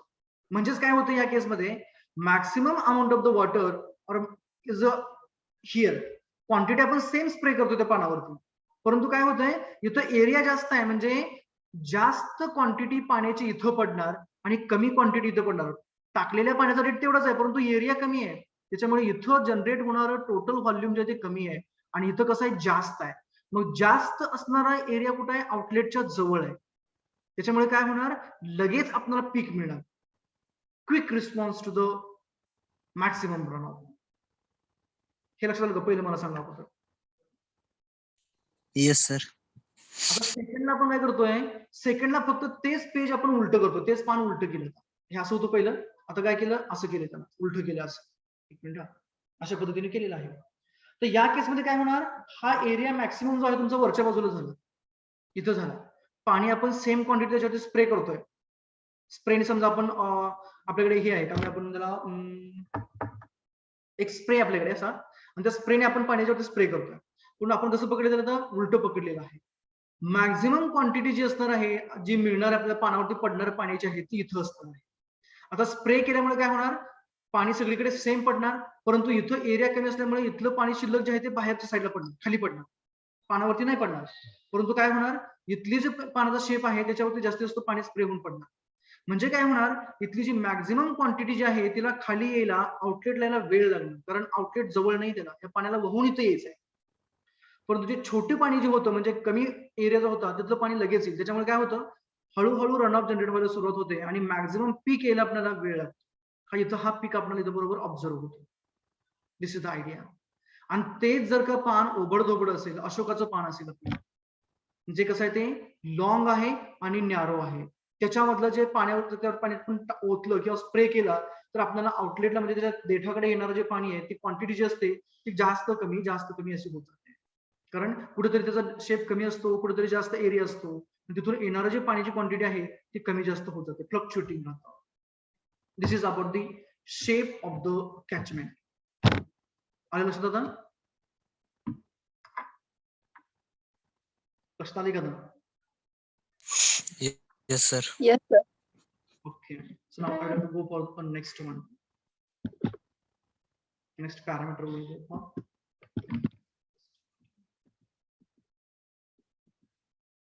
elevation and slope. Elevation and slope we have discussed already. It is जर का जास्त स्लोप असेल तर लगेच रिस्पॉन्स आहे, quick response to the run off, and if there is a less slope then delayed run off will be there. So slopy basins, steep slope असणारे slopy basins results in the reduction in concentration time. तर concentration time कमी होतोय, कारण bye gravity पाण्याचा जो droplet आहे farthest पॉइंटला पडलेला खाली आउटलेटला यायला कमी वेळ लागला, कारण काय झालं तिथं स्लोप असल्यामुळे पाणी लगेच खाली यायला लागलं. पण ते जर का फ्लॅट स्लोप असेल तर पाणी इथून इथपर्यंत यायला, आउटलेटला वाहत यायला जास्त वेळ लागतो.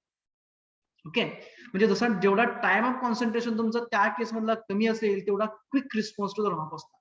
So slopy basins results in the reduction in the concentration time and reduced infiltration. Infiltration rate सुद्धा कमी होतो, which yields the higher runoff rates and vice versa.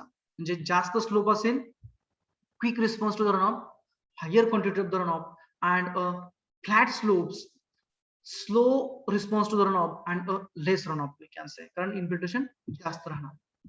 Okay, then type of a drainage network.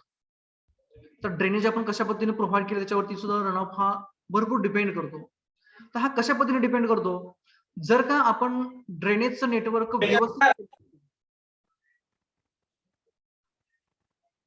if we had a well drainage network, if we had a well drainage network for removing of a surplus water or excess water, then in that case the whole quantity of the excess water, then the infiltration gets collected in the all the drainages and it is to appear at the outlet. But if the drainage network is not proper, then in that case it results in a delayed runoff. हळूहळू ते त्या locations पासून farthest point पासून त्या स्ट्रीम्सला किंवा त्या network drainage लाईनला connect join होणार आणि हळूहळू पाणी बाहेर आउटलेटला जाणार. It means that we can say that a number of tributaries or number of trenches in a basin results in a quick runoff, we can say, or a quick draining of the area. म्हणजे काय असणार आहे, त्या एखाद्या basin मध्ये आपण जर का क्वांटिटी कुणाची ड्रेनेज नेटवर्कची म्हणजे ड्रेनेज पाईप्स असतील, पोरस पाईप्स असतात, ब्रीड केलेले असतात, किंवा ओपन ट्रेंचेस असतात, डगआउट ट्रेंचेस असतात.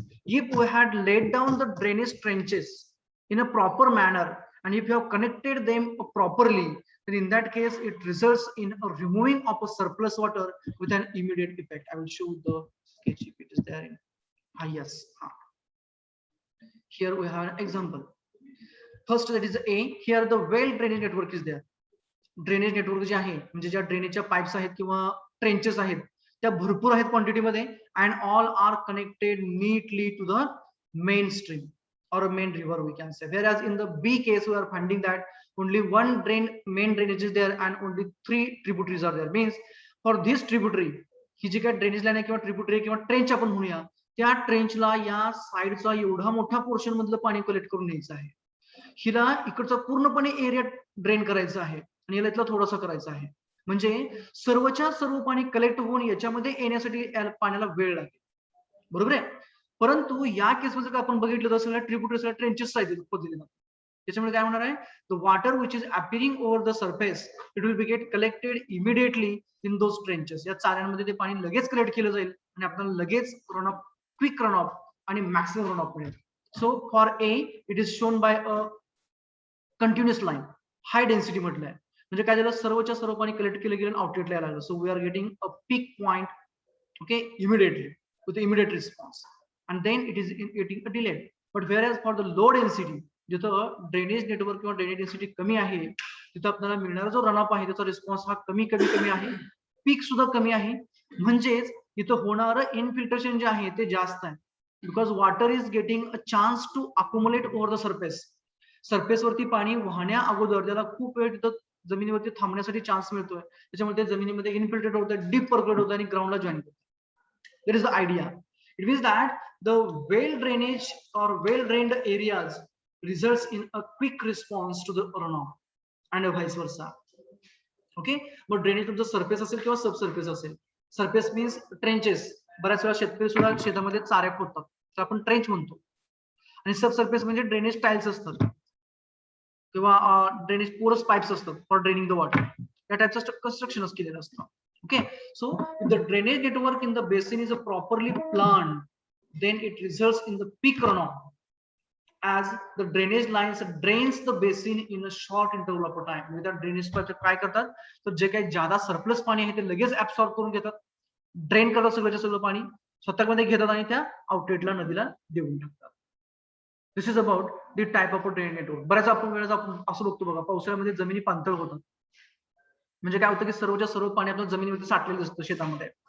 म्हणजे तो फार्मर काय करतो नंतर ना, तो जो बांध असतो, बाउंड्री असते, तो काय करतो, ब्रेक करतो, मोडतो आणि त्याच्यामधनं पाणी बाहेर काढून देतो. म्हणजे काय झालं, तो पुन्हा इम्प्रॉपर ड्रेनेज होतो. त्याने प्रॉपर करण्यासाठी काय केलं, he had or she had and a trench द्या, चारी खोदली, त्या चारीमधनं पाणी साईडला काढून. That is the idea. Means if will have an a well drainage then in that case there will not be the saturation condition and there will not be a peak runoff. परंतु जर का आपल्याला from the point of view of the farmer, if you are looking, then it's essentially required to have a proper drainage network. Drainage network हे proper असायला पाहिजे आहे, जेणेकरून सर्वच्या सर्व पाणी ड्रेन केलं जाईल आणि पूर्णपणे रनऑफ मध्ये कॉन्ट्रीब्युट करेल. ओके, लक्षात आलं का type of drainage network, how it affects. आले का लक्षात?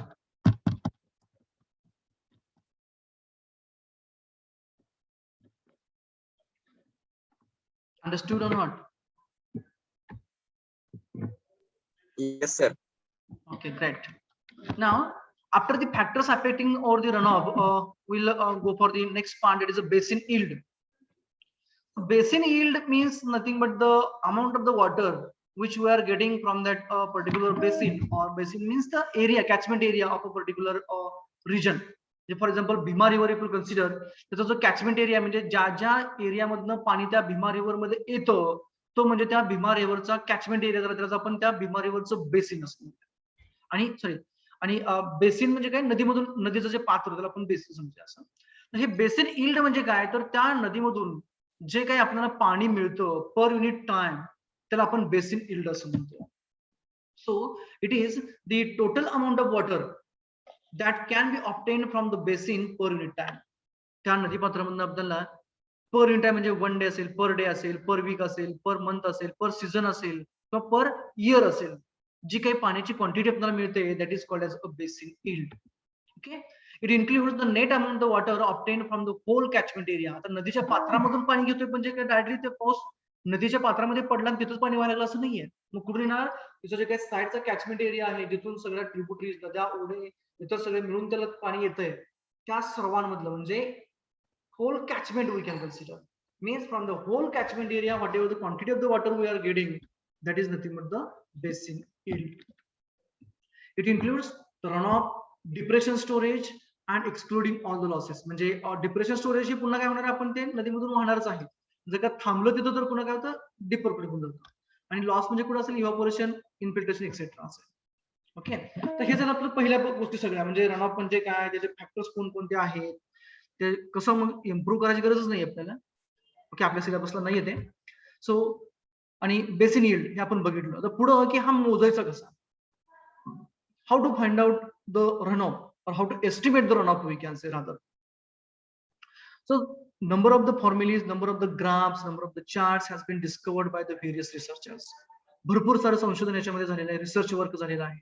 आणि प्रत्येक रिसर्चरने ज्या रिजन मध्ये तो रिसर्च केला त्या रिजन प्रमाणे त्यांनी तिथले ते त्यांना मिळालेल्या डाटा प्रमाणे इक्वेशन्स पुटफोर्थ केलेले आहेत, काही जणांनी टेबल्स पुटफोर्थ केलेले आहेत. So that we are going to have an quick review over here. So runoff estimation, the runoff from the rainfall may be estimated by the following methods. वेगवेगळ्या methods आहेत. First one is empirical formulas, that is curves and tables. Empirical formulas, curves and tables, that is Q is equals to CIA, that is nothing but the empirical formula. Curve आहेत, rainfall जास्त असेल, rainfall and runoff चा curve आहे. Maximum the rainfall, maximum the rainfall, maximum will be the runoff. Less the rainfall, less the runoff. Likewise. And tables includes the relationship, means 1 millimeter rainfall over the catchment of 100 square kilometer, then so and so meter cube of a volume, meter cube of a runoff will be there. Likewise tables. Then rainfall runoff correlation, regression असं म्हटलं जातं. दोघांचं relationship establish केलं जातं and there is to have an equation. त्याच्यामध्ये directly जर का आपण या वर्षीचा रेनफॉल टाकला, किती प्रेसिपिटेशन होणार आहे ते, directly we use to get a runoff amount from the equation. Next to that, it is a rational method, that is a Q is equals to CI, infiltration indices and hydrographs. Those are the 4 to 5 methods which are used for the finding the or estimation of the runoff from the rainfall. Out of that, infiltration we had already discussed. We have already solved the numericals also associated with the infiltration. There is a pi index is a so and so for the different catchment, different areas of the same catchment.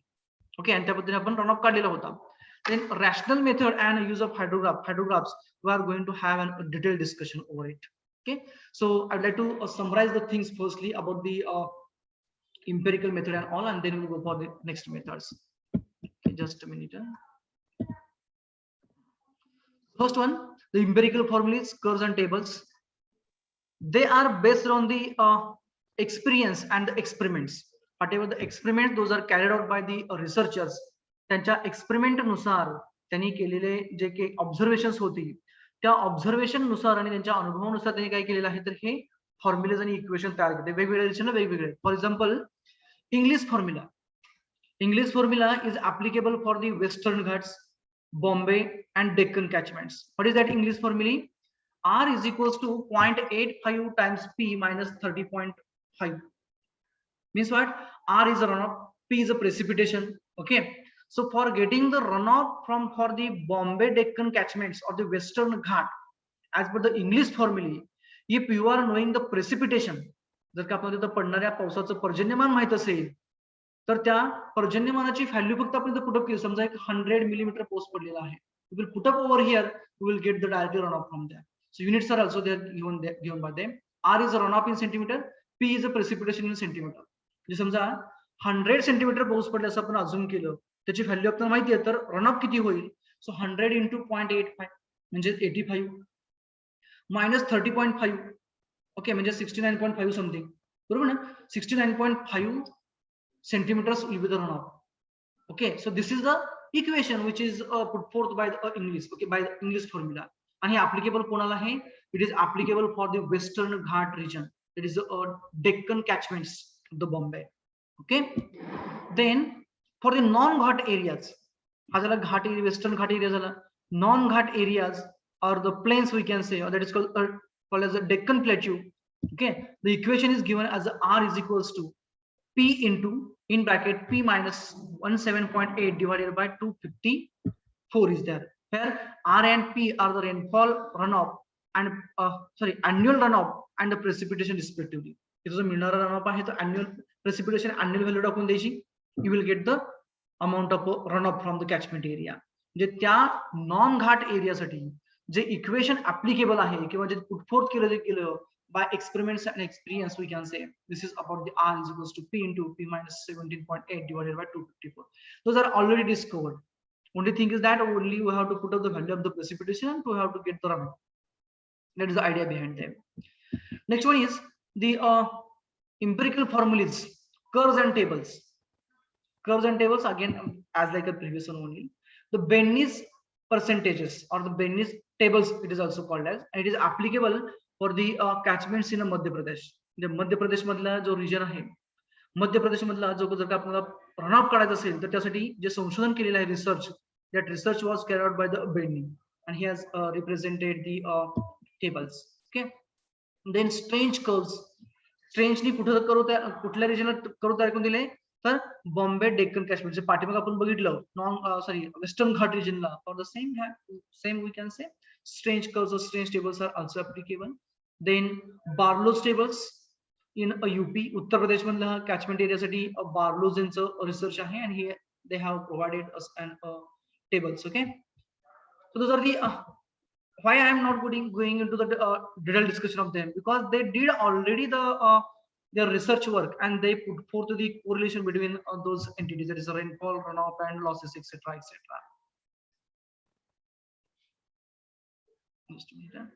Then the next one is the rainfall runoff correlationship. It is also called as a regression analysis. तर बऱ्याच वेळा आपण म्हणतो की regression किंवा rainfall runoff relationship जे आहे, that it's like an how much amount of the food we had taken and how much amount of the weight has been got increased.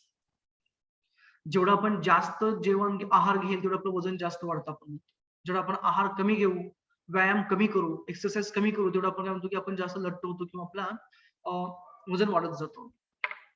मग हे काय केलं जातं, त्यांचं रिलेशन इस्टॅब्लिश केलं जातं. म्हणजे समजा तुम्ही 100 ग्रॅम्स फक्त काय घेतलं, तुम्ही राईस घेतला, 20 ग्रॅम्स काय घेतलं, चपाती घेतली, 20 ग्रॅम्स तुम्ही काय घेतलं, समजा काहीतरी भाजी घेतली, हा आहार तुम्ही घेतला, time being I am considering, आणि तुमच्या मिळणारी एनर्जी जी आहे बॉडीला ती किती मिळाली, तुमचं इतर गोष्टी किती वाढल्या, म्हणजे वेट किती वाढलं, नंतर काय केलं, चेंज केलं, प्रपोर्शन बदललं, राईसचं अमाऊंट बदललं, इतर सगळे घटक बदलले आणि त्याच्याप्रमाणे किती चेंज झाला, हा सगळाच्या सगळा चेंज नोट केला जातो आणि त्यांच्यामधलं रिलेशनशिप इस्टॅब्लिश केलं जातं. म्हणजे काय की खूप अभ्यास केला तर किती मार्क्स मिळतात, अभ्यास नाही केला तर किती मार्क्स मिळतात, अभ्यास पास होण्यासाठी किती अभ्यास करावा लागतो आणि नापास होण्यासाठी किती अभ्यास करावा. That relation we are doing that. If we will have a deep study, then we used to get a maximum marks. If we will have an average study, we used to get average marks and we used to get pass in the subject. We don't have a study, we used to get definitely fail in the subject. मग हे जे relation आहे की बाबा 1 तास अभ्यास केला फुल concentration ले डेली तर मी पास होतोय, 2 तास अभ्यास केला डेली फुल कॉन्सन्ट्रेशन ने मी स्कोर करतोय, फुल डेडिकेशनने मी डेली 3 तास किंवा 4 तास अभ्यास केला तर मी टॉपर येतोय. हे काय झालं, रिलेशनशिप झालं. कुणामधलं, study and obtained marks, study and the concepts gain. Similarly for the rainfall and run off also exist. 1 millimetre rainfall पडला, किती रन ऑफ जनरेट झाला, 1.5 मिलीमीटर रेनफॉल झाला, किती रन ऑफ जनरेट झाला. तर इथं कसं म्हटलं की अभ्यास करताना आपण कॉन्सन्ट्रेटली केला ना, कॉन्सन्ट्रेटली केला आणि फक्त वाचायचं म्हणून वाचलं. तसंच इकडं पाऊस पडत असताना पाऊस उन्हाळ्यामध्ये पडला, पाऊस पडत असताना पाऊस पावसाळ्यामध्ये पडला, पाऊस पडत असताना खूप वारा होता, त्यावेळेस रनऑफ काय जनरेट झाला. हा जो डाटा आहे, हा डाटा साधारणतः पाठीमागच्या जेवढा काही वर्षांचा अवेलेबल आहे, 100 इयर्स 200 इयर्स जेवढा काय आहे, त्या सर्वच्या सर्व डेटा एकत्रित करून एक्सेल मध्ये ह्या दोघांचं कोरिलेशन रिलेशनशिप काढलं जातं. त्याला कोरिलेशन कोइफिशियंट आर असं म्हटलं जातं. ओके, आणि त्यानुसार काय होतं, त्यांचं रिग्रेशन कर्व किंवा रिग्रेशन अनालिसिस केलं जातं आणि त्या दोघांचं म्हणजे रेनफॉल आणि रनऑफ म्हणजे आर आणि पी या दोघांचे रिलेशनशिप इस्टॅब्लिश केलं जातं. एक इक्वेशन मिळतं. जसं पाठीमागे आपण बघितलं इक्वेशन होतं बरोबर, वेस्टर्न घाटचा रनऑफ एस्टिमेट करण्यासाठी. ओके, सिमिलरली इथं इक्वेशन जनरेट होतं आणि त्या इक्वेशन नंतर फक्त व्हॅल्यू पुटअप केली प्रेसिपिटेशनची यावेळची, तर आपल्याला रनऑफ म्हणून जातं. How it appears to be, I would like to go for just.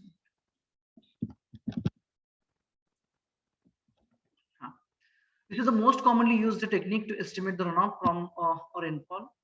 In this method, it is this method is to annual runoff volume R. In this म्हणजे काय केलं त्याच्यामध्ये runoff volume जे आहे वर्षाचं, that is correlated with the corresponding rainfall P values. म्हणजे एका वर्षामध्ये समजा रेनफॉल झालाय 100 मिलीमीटर्स आणि रनऑफ झालाय समजा 1 मीटर क्यूब. ओके, नंतर झालाय 200, रनऑफ झालाय 2 मीटर क्यूब पर सेकंड अशा पद्धतीने. And then a linear regression lines is a fit between R and P and the results are accepted if the correlation coefficient is near to unity. म्हणजे या दोघांचं relationship establish करताना जे आपल्याला value मिळते R ची, स्मॉल r म्हणतो आपण, कोरिलेशन कोएफिशिएंट म्हटलं जातं, त्याची व्हॅल्यू क्लोज टू द 1 असेल तर ते बेस्ट कोरिलेटेड झालं आणि जर 0.5 पेक्षा कमी असेल तर कमी झालं आणि जर का 0 असेल तर नो कोरिलेशन असं म्हटलं जातं. The equation of the straight line regression between runoff R and a rainfall P is like this. R is equals to A into P plus B. म्हणजे काय, runoff is equals to A into P. A is a multiplying factor for the precipitation plus B is a constant. I will show you the sketches. This is the sketch. काय केलं होतं, data plot केला कोणाचा, annual रनऑफचा versus कोणाबरोबर, annual rainfall बरोबर. आपला annual रेनफॉलचा data आहे आणि हा अॅन्युअल रनऑफचा डेटा आहे बरोबर. 80, 100, 120, 140, 160, 180 पर्यंत आहे. आपण कुठे पडला, मॅक्सिमम 150, 160 पर्यंत आहे. मग कधी पडला 160 एवढा अॅन्युअल रेनफॉल झाला, त्यावेळेस अॅन्युअल रनऑफ किती झाला, साधारणतः अराउंड 75 झाला म्हणून आपण. त्यानंतर ना इथे किती झाला, 80 सेंटीमीटर पाऊस पडला, किती जनरेट झालं, 10 सेंटीमीटर रनऑफ जनरेट झाला. हा सर्वच्या सर्व डेटा XY ऍक्सिस वरती प्लॉट केला जातो आणि बेस्ट फिटिंग लाईन ड्रॉ केली जाते. बेस्ट फिटिंग लाईन म्हणजे काय, की ते जास्तीत जास्त पॉईंट मधून पास होऊन, मी ग्राफिकलचं प्रेझेंटेशन सांगतोय, आणि तिचं इक्वेशन नंतर एस्टॅब्लिश केलं जातं. आणि एक्सेल मध्ये जर का आपण पुटअप केलं, दिसते बघा या साईडला. Okay, if you go for the excel, then in the excel we to get directly, तर आपल्याकडे डाटा असेल रेनफॉल आणि रनऑफचा, तर आपल्याला डायरेक्टली इक्वेशन मिळतं. So equation is like this here. R is equals to 0.7938 P minus 44.444. ही या डेटासाठी झालं. आणि R स्क्वेअर, ओके, याचं रूट काढायचं नंतर ना, याचं रूट काढायचं. आता हे असतं की ते 0.90 याचं रूट काढायचं साधारणतः 0.94 to 96 पर्यंत जाईल, म्हणजे क्लोज टू द 1 झालं. म्हणजे जे रिलेशनशिप एस्टॅब्लिश केलं, जो फॉर्म्युला आपण तयार केला कोरिलेशनचा, कोणाचा, रेनफॉल रनऑफचा, तो आपला बरोबर आहे किंवा ऍक्सेप्टेबल आहे असं म्हणतो.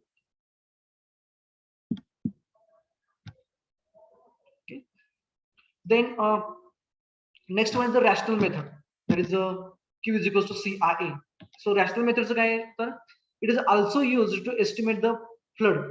म्हणजे फ्लड मध्ये सुद्धा आपली रॅशनल मेथड जी आहे ती वापरली जाते. इक्वेशन तिचं Q is equals to CI आहे इन दिस मेथड. पण याच्यामध्ये एक अझम्पशन आहे रॅशनल मेथड मध्ये. काय म्हटलं जातं, तर जो रनऑफ जनरेट होतोय, that runoff will be generated if the certain rainfall, म्हणजे होणारा जो पडणारा पाऊस आहे, it continues beyond the time of concentration. म्हणजे रनऑफ तेव्हा जनरेट होणार आहे किंवा होतो ज्या वेळेस पडणाऱ्या पावसाचं जे ड्युरेशन आहे, ते ड्युरेशन हे कॉन्सन्ट्रेशन टाइम पेक्षा जास्त आहे. म्हणजे एकदम लॉंगेस्ट फार्देस्ट पॉईंट मधला पाण्याचा थेंब पडणारा पावसाचा, तो आउटलेटला ए पर्यंत राहणारा जो वेळ आहे, तो आपला टाइम ऑफ कॉन्सन्ट्रेशन. त्याच्यापेक्षा जर का जास्त वेळ पाऊस पडला तर 100% रनऑफ होणार. म्हणजेच The runoff will be get generated if that duration of the rainfall is equal to or more than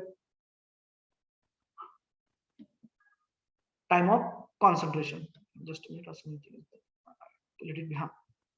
Okay, beyond the time of concentration, that is indicated that the condition of a peak runoff म्हणजे जास्तीत जास्त runoff generate होणं कधी time of concentration पेक्षा जास्त वेळ पाऊस पडला तरची कंडिशन आहे. ओके, याचं assumption आहे.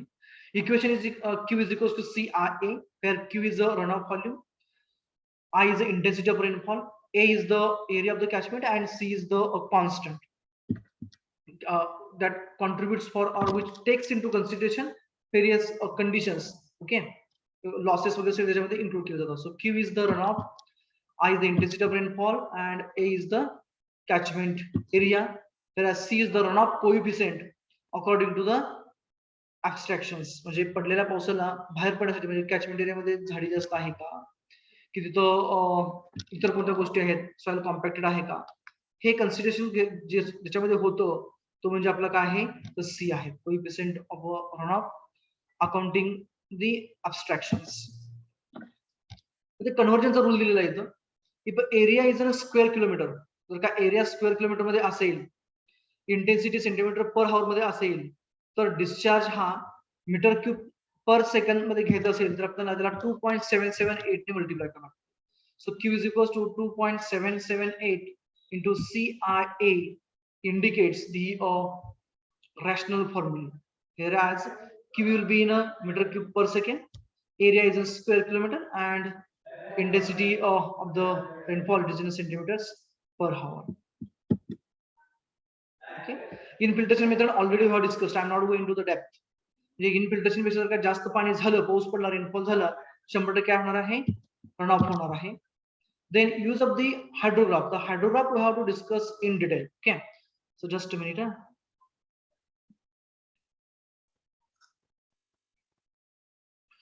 So the next method for the estimation of the runoff is use of the hydrographs. Hydrograph, we are knowing that it is a graph between the runoff volume flowing through the river or the stream in a meter cube per second or centimeter cube per second, whatever we it versus the time. It is called as a hydrograph. Okay, so first you will see the hydrograph definition, and then we'll go for the how to estimate the runoff from there. So hydrograph, it is the plot of the discharge in a stream against the time. कोणाकोणाचा graph आहे हा, तर discharge versus time आहे hydrograph. Whereas a hydrograph is a graph between the rainfall intensity and the time is there.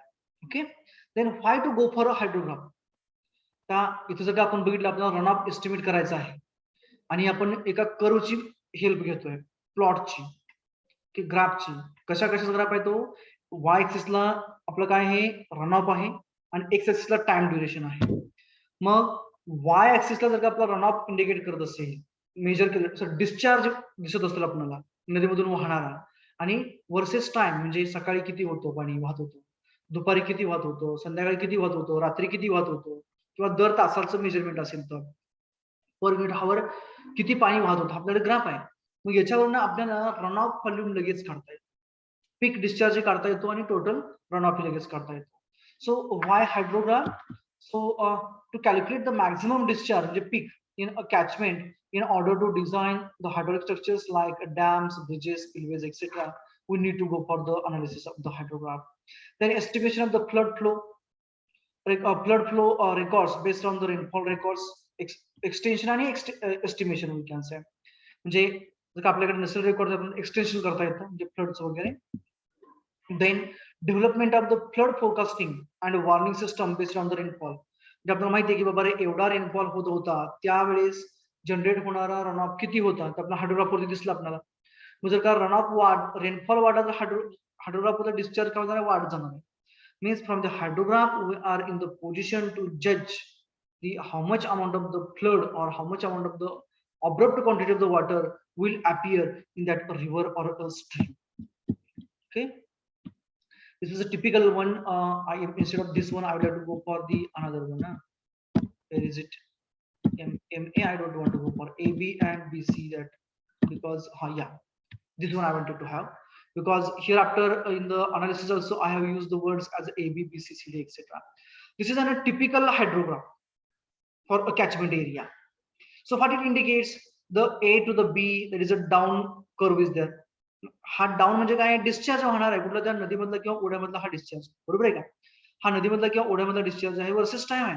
तर ए ते बी जर का आपण पोर्शन बघितला तर ए ते बी ह्या पोर्शन मध्ये जे पाण्याची क्वांटिटी जी त्या नदीमधनं किंवा ओढ्यामधनं वाहत चाललेली आहे ती कशी कमी कमी होत चाललेली आहे. ती कशी होत चाललेली आहे, कमी कमी होत चालली आहे. म्हणजे ही कंडिशन कुठली आहे तर बिफोर मान्सून कंडिशन आहे, म्हणजे जूनच्या अगोदर, म्हणजे रेनफॉल सुरू होण्याच्या अगोदरची कंडिशन आहे. पेरिनियल रिव्हर आहे, बारमाही वाहणारी नदी आहे. परंतु बारमाही वाहणारी जरी नदी असली तरी उन्हाळ्यामध्ये त्याच्यातली पाण्याची जे पाणी वाहतं ते हळूहळू कमी होत जातं, आणि उन्हाळ्यामध्ये तिला जे पाणी राहतो तो पूर्णपणे बेस फ्लो राहतो. बेस फ्लो म्हणजे कुठला तर अर्थ क्रस्ट मधनं, त्या ह्याच्यामधनं काय म्हणतो आपण कॅव्हिटीज मधनं, ऍक्विफर मधनं, ग्राउंड वॉटर टेबल मधनं जे पाणी वाहणार असतं ते असतं, पण त्याची क्वांटिटी काय होते हळूहळू कमी होत जाते. So A to B indicates the base flow recession, means the decrease in the contribution of the base flow. हे जो बेस फ्लो जो होता कुठला त्या ग्राउंड वॉटर फ्लो मधलं पाणी येत होतं ते हळूहळू काय होईल इथनं कमी व्हायला लागलं. ए ते बी. बीच्या ठिकाणी काय झालं, पाऊस सुरू झाला. ओके, ए ते बी काय झालं पुन्हा काय म्हणू आपण त्याला प्रायर टू द मान्सून होता किंवा पाऊस पडत होता असं म्हणूया. परंतु काय होत होतं तिथं जी इनिशियल कंडिशन जी होती सॉइलची ड्राय होती, त्याच्यामुळे पाणी जास्त जास्त ऍब्सॉर्ब करत होतं, त्याच्यामुळे पाणी जास्त वाहत नव्हतं. परंतु बी पासून काय व्हायला लागलं नंतर ना, बी ते सी हे काय व्हायला पाणी वाढायला लागलं. फ्लो हा काय व्हायला बी ते सी आपला हळूहळू वाढत चाललाय. सो ए ते बी म्हणजे काय झालं आपला तो बेस फ्लो रिसेशन, म्हणजे जमिनीमधून येणारं पाणी होतं पण ते हळू कमी व्हायला लागलं होतं. तर आपण initial drainage in the stream due to ground water म्हणतो आपण, म्हणजे ग्राउंड वॉटरमुळे त्या नदीमध्ये येणारं पाणी असं आपण त्याला म्हणतो. हा ए ते बी झालं. बी ते सी काय झालं तर पाऊस पडायला लागलेला आहे आणि त्या पावसाचं पाणी काय झालं हळूहळू वरती त्या नदीमध्ये वाढायला, डिस्चार्ज वाढायला, म्हणजे काय झालं रायझिंग लिंब म्हटलं त्याला. B to C is the rising limb of the hydrograph. Rising limb किंवा रायझिंग आर्म ऑफ हायड्रोग्राफ म्हणूया आपण. तर पॉइंट डी जो आहे that point D is nothing but the peak point or peak flood or maximum amount of the runoff in the river we can say. Whereas from the D to the E, C to the D काय व्हायला लागलं पुन्हा काय fluctuate व्हायला लागलं, म्हणजे काय झालं पाऊस बंद झाला. परंतु पाऊस जरी बंद झाला तरी काय होतं की काही दिवसानंतर ना पुन्हा नदीला पूर येतो. म्हणजे जे पाठीमागचा जे डिलेड फ्लो आहे किंवा जो आपला थ्रो फ्लो होता तो फ्लो कॉन्ट्रीब्युट करायला मॅक्सिमम, आणि काय झालं इतर ओढ्यांचं वगैरे पाणी नदीमध्ये आलं आणि आपल्याला पाणी जास्तीच मिळालं. जो C to D is that portion I would like to say. Okay, it is a falling limb we can over here in. Okay, and from D to E, D that is a DE we can say the CD मायकून चुकून झाले. DE is a falling limb. C to the E जर का आपण बघितलं it is a crest segment, जे टॉपचा जो portion आहे त्याला crest segment C to E म्हटलं जातं. आणि एकदा पीक आल्यानंतर ना पुन्हा काय होतं पाणी हळूहळू नदीमधलं कमी होतं आणि पुन्हा ठराविक क्वांटिटीने जो रेट राहतो तो रेट कॉन्स्टंट रेटने पुन्हा हळूहळू कमी होतो. So E to the F indicates the delayed runoff. Delayed in the sense काय पाठीमागून नंतर नदी जमिनीमध्ये राहिलेलं जे पाणी होतं ते हळूहळू ड्रेन व्हायला लागलं, नंतर ना ओढ्यामध्ये किंवा नदीमध्ये व्हायला. So E to the F indicates the falling limb of our hydrograph. Whereas F to the G, this is the base flow recession. म्हणजे काय झालं पुन्हा उन्हाळा सुरू झाला असं आपण असं म्हणूया.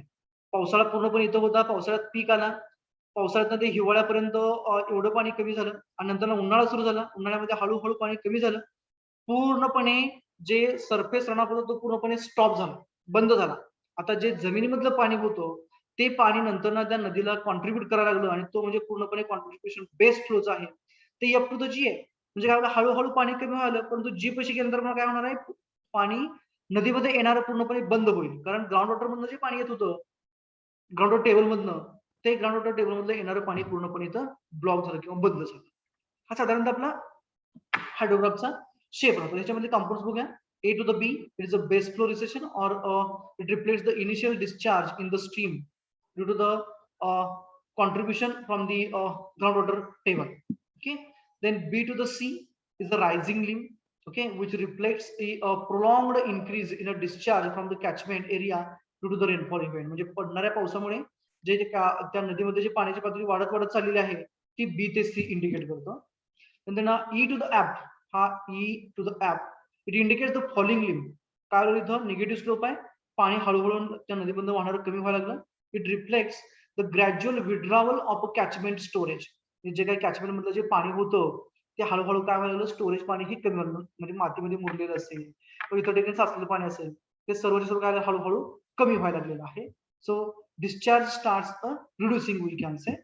Then peak, it is a D point, the highest point on the hydrograph when the rate of discharge is the greatest. Maximum discharge point मध्ये काय झाला तो पीक तयार झाला. इन्फ्लेक्शन पॉइंट्स C आणि E, C आणि E च्या ठिकाणी शेप बदलतोय ग्राफचा, बरोबर आहे का. So that's why they are called as an inflection point. So point of a curve or point on a curve at which change in direction of a curvature occurs. इथून ग्राफचं जो curve आहे तो curve बदलतोय बघा, shape बदलतोय. Say it was rising like this, it is also rising, but shape is changing. That is called as C and E as a points indicating the change in the curvature. Then a lag time, महत्वाचा म्हणजे तर lag time म्हणजे काय राहतो, आता इथं आपण दिसते बघा टोटल रेनफॉल आहे, त्याच्यामुळे पडलेलं ड्युरेशन आहे डी, त्याचं ड्युरेशन आहे. ओके, इथं लॅग टाइम म्हणजे काय तर it is a delay between the maximum rainfall and the peak discharge. समजा मॅक्सिमम रेनफॉल तुमचा इथं झालेला आहे, या टायमिंगला झालेला आहे, आणि मॅक्सिमम रन ऑफ पुढे तुमचा इथपर्यंत झालेला आहे, या टायमिंगला झालेला आहे. तो जो दोघांमधला गॅप आहे टाइमचा, that gap of the time is called the lag time. So lag time is the delay between the maximum rainfall and the peak discharge. म्हणजे आपण काय म्हणतो बऱ्याच वेळा पंढरपूरला जर का पूर यायचा असेल तर आपण काय म्हणतो की 2 दिवसापूर्वी किंवा एका दिवसापूर्वी जर का भीमाशंकर वगैरे पुणे रिजन मध्ये जास्त पाऊस पडला तर दुसऱ्या दिवशी फ्लड कंडिशन तयार होते कुठं पंढरपूरला किंवा सोलापूरच्या साईडला. म्हणजे काय झालं की that one day is a delayed rainfall, आदल्या दिवशी पडला आणि आज पूर येतोय, means that much time has been taken by the water which was fall at the Bhimashankar or the Pune region and it is reaching to the Pandharpur or Solapur. So that delay in the maximum rainfall and max peak discharge is called as a lag time or lag duration. Okay, then A to the B, it is groundwater contribution. जे काही ground मध्ये पाणी होतं ते पाणी काय करते, contribute करते इथं कुणाला, या रन ऑफ हायड्रोग्राफला. Okay, then F to the G, F and G is a groundwater depletion curve. F and G indicate काय करते तर जे काही पाणी जमिनीमध्ये येत होतं ते हळूहळू होता कमी व्हायला लागलेलं आहे. ओके, आता आपल्याला पाठीमागच्या ग्राफ मध्ये आपण बघितलं हायड्रोग्राफ मध्ये की इथं जे ए ते बी असेल किंवा एफ ते जी असेल, हे जे पाणी वाहते उन्हाळ्यामधलं जो हायड्रोग्राफ तयार होतो कशामुळे आहे तर प्युअरली बेस फ्लोमुळे आहे.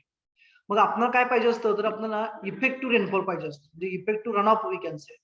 म्हणजे कुठला तर डायरेक्टली पडलेल्या पावसामुळे लगेच रिस्पॉन्ड करणार. म्हणजेच काय करायचं आपल्याला, we have to separate this base flow, कुठला ए ते बी आणि एफ ते जी, हा जो पोर्शन आहे खालचा तो आपल्याला सेपरेट करायचा. परंतु बऱ्याच वेळा काय होतं की फक्त एवढाच पोर्शन हा आपला बेस फ्लो नसतो, तर पाऊस पडत असताना सुद्धा जे काही जमिनीमध्ये मुरलेलं पाणी आहे ते पाणी किंवा ग्राउंड वॉटर टेबल मधलं जे पाणी आहे ते कंटिन्युअसली वाहतच राहतं, परंतु त्याचं कॉन्ट्रीब्युशन कमी राहतं. कशापेक्षा तर पडणाऱ्या पावसामुळे, म्हणजे डायरेक्टली रन ऑफला कॉन्ट्रीब्युट करणारे, त्याच्यामुळे आपण त्याचं जास्त कन्सिडरेशन घेत नाही. Okay, now the methods of separation of the base flow. आपल्याला काय करायचं आता, we have to separate that base flow so that we will get the effective rainfall or the net rainfall damage. कसं करायचं बघा आता, हा पुन्हा एकदा मी हायड्रोग्राफ घेतलेला आहे इथं. So there are 3 methods. Straight line method is there, two line method is there, and curve extension is method. आता स्ट्रेट लाईन मेथड मध्ये काय केलं जातं तर in the straight line method directly the point on the rising limb as a B and a falling limb as a F, हे दोन जे point आहेत बी वाला आणि एफ वाला, हे दोघं एका स्मूथ कर्वनी जॉईन करून घ्यायचे, स्ट्रेट लाईन जोडून घ्यायचे.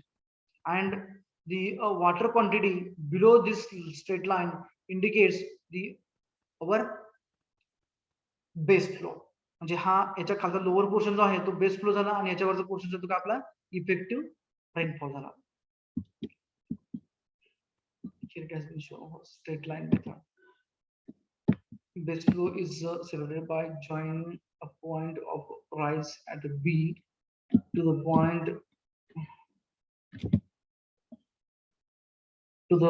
point of a depletion up by a straight line. Right line. Next method is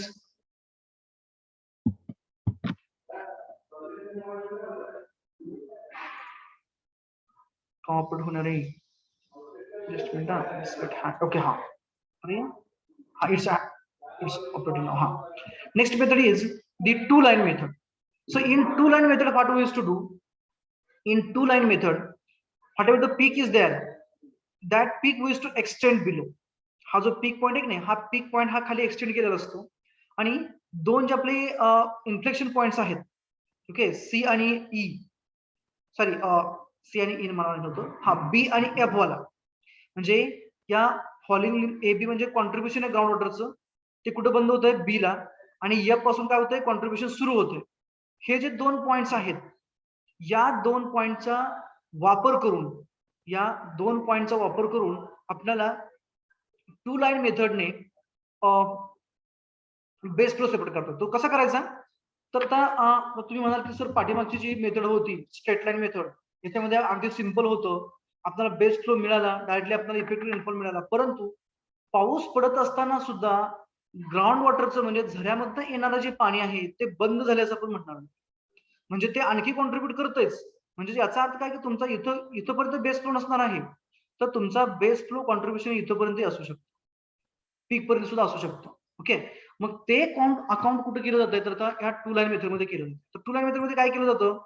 the recession curve before the point, okay, हा जो आपल्याला दिसतो AB वाला, okay, of a rise, recession curve before the point of a rise B is extended. हा जो आहे curve, काय करायचं? पहिल्यांदा याला स्ट्रेट लाईन टँजंट मारायची किंवा टँजंट लाईन काढायची. कुणाला B पासून, म्हणजे AB ला टँजंट काढायची. ती कुठं कट करणार?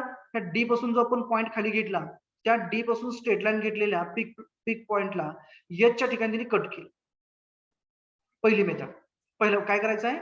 We have to draw a straight line from the point D and then we have to draw a tangent to the AB such that it will cut to the line which we have extended from the point D in a vertical downward direction. Okay, कुठेपर्यंत? त्याला intersect करेपर्यंत. तर त्याने कुठे intersect केलं? H पर्यंत intersect केलं. After that काय करायचं? ही एक लाईन झाली, दुसरी लाईन कुठून काढायची? ह्या H पासून काढायची, ती F ला जॉईन करून टाकायची. So first line, second line, so two line मध्ये. and the portion below these two lines, that is a ABHF, ABHF च्या खालचा जो पोर्शन आहे, that indicates the base flow contribution. Okay, म्हणजेच इथं काय झालं? आपला बेस फ्लो कमी व्हायला होता, पाऊस पडायला लागला, परंतु पावसाचं पाणी तर येत होतं, त्याच काय व्हायला? ग्राउंड वॉटर टेबल रिचार्ज व्हायला, परंतु पूर्णपणे पाणी आतमध्ये बंद झालं नाहीये, ते सुरूच होतं. नंतर काय झालं? पीक रन ऑफ आला. पीक रन ऑफ नंतर पाऊस बंद झाल्यामुळे आपण, पण नंतर काय झालं? Contribution runoff ground water टेबलचं वाढत गेलं, ते हळूहळू इन्क्रीजिंग आहे, this is slowly increasing up to the point F and again it's a falling. Okay, this is about two line method. The last method is simple, that we will go for and then we will stop for the today's session. BH indicates the reduced in BH indicates reduction in a base flow due to the contribution of the bank storage to the peak. Okay, the last method is about the curve extension method. Curve extension method मध्ये काय केलं जातं? हा जो डाउनवर्डचा जो plot आहे तो extrapolate केला जातो. म्हणजे काय करायचं? We have to draw a line from the inflection curve, कुठला? ई वाला. फॉलिंग जो आपला लिंब आहे, फॉलिंग जो आर्म आहे, फ्रॉम दॅट फॉलिंग लिंब और falling arm, the whatever the inflection point E we are having, from that we have to drop firstly a straight line and we have to extrapolate this FG curve. Okay, so in this the groundwater depletion curve is extrapolated backward. म्हणजे हा groundwater depletion curve हा जो FG आहे नाही, extrapolated backward, पाठीमागे extrapolate करायचा कुठेपर्यंत?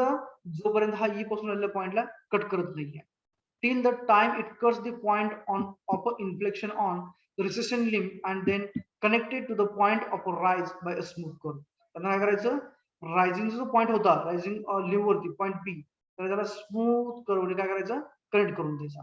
and then the area below this indicates the your surface runoff.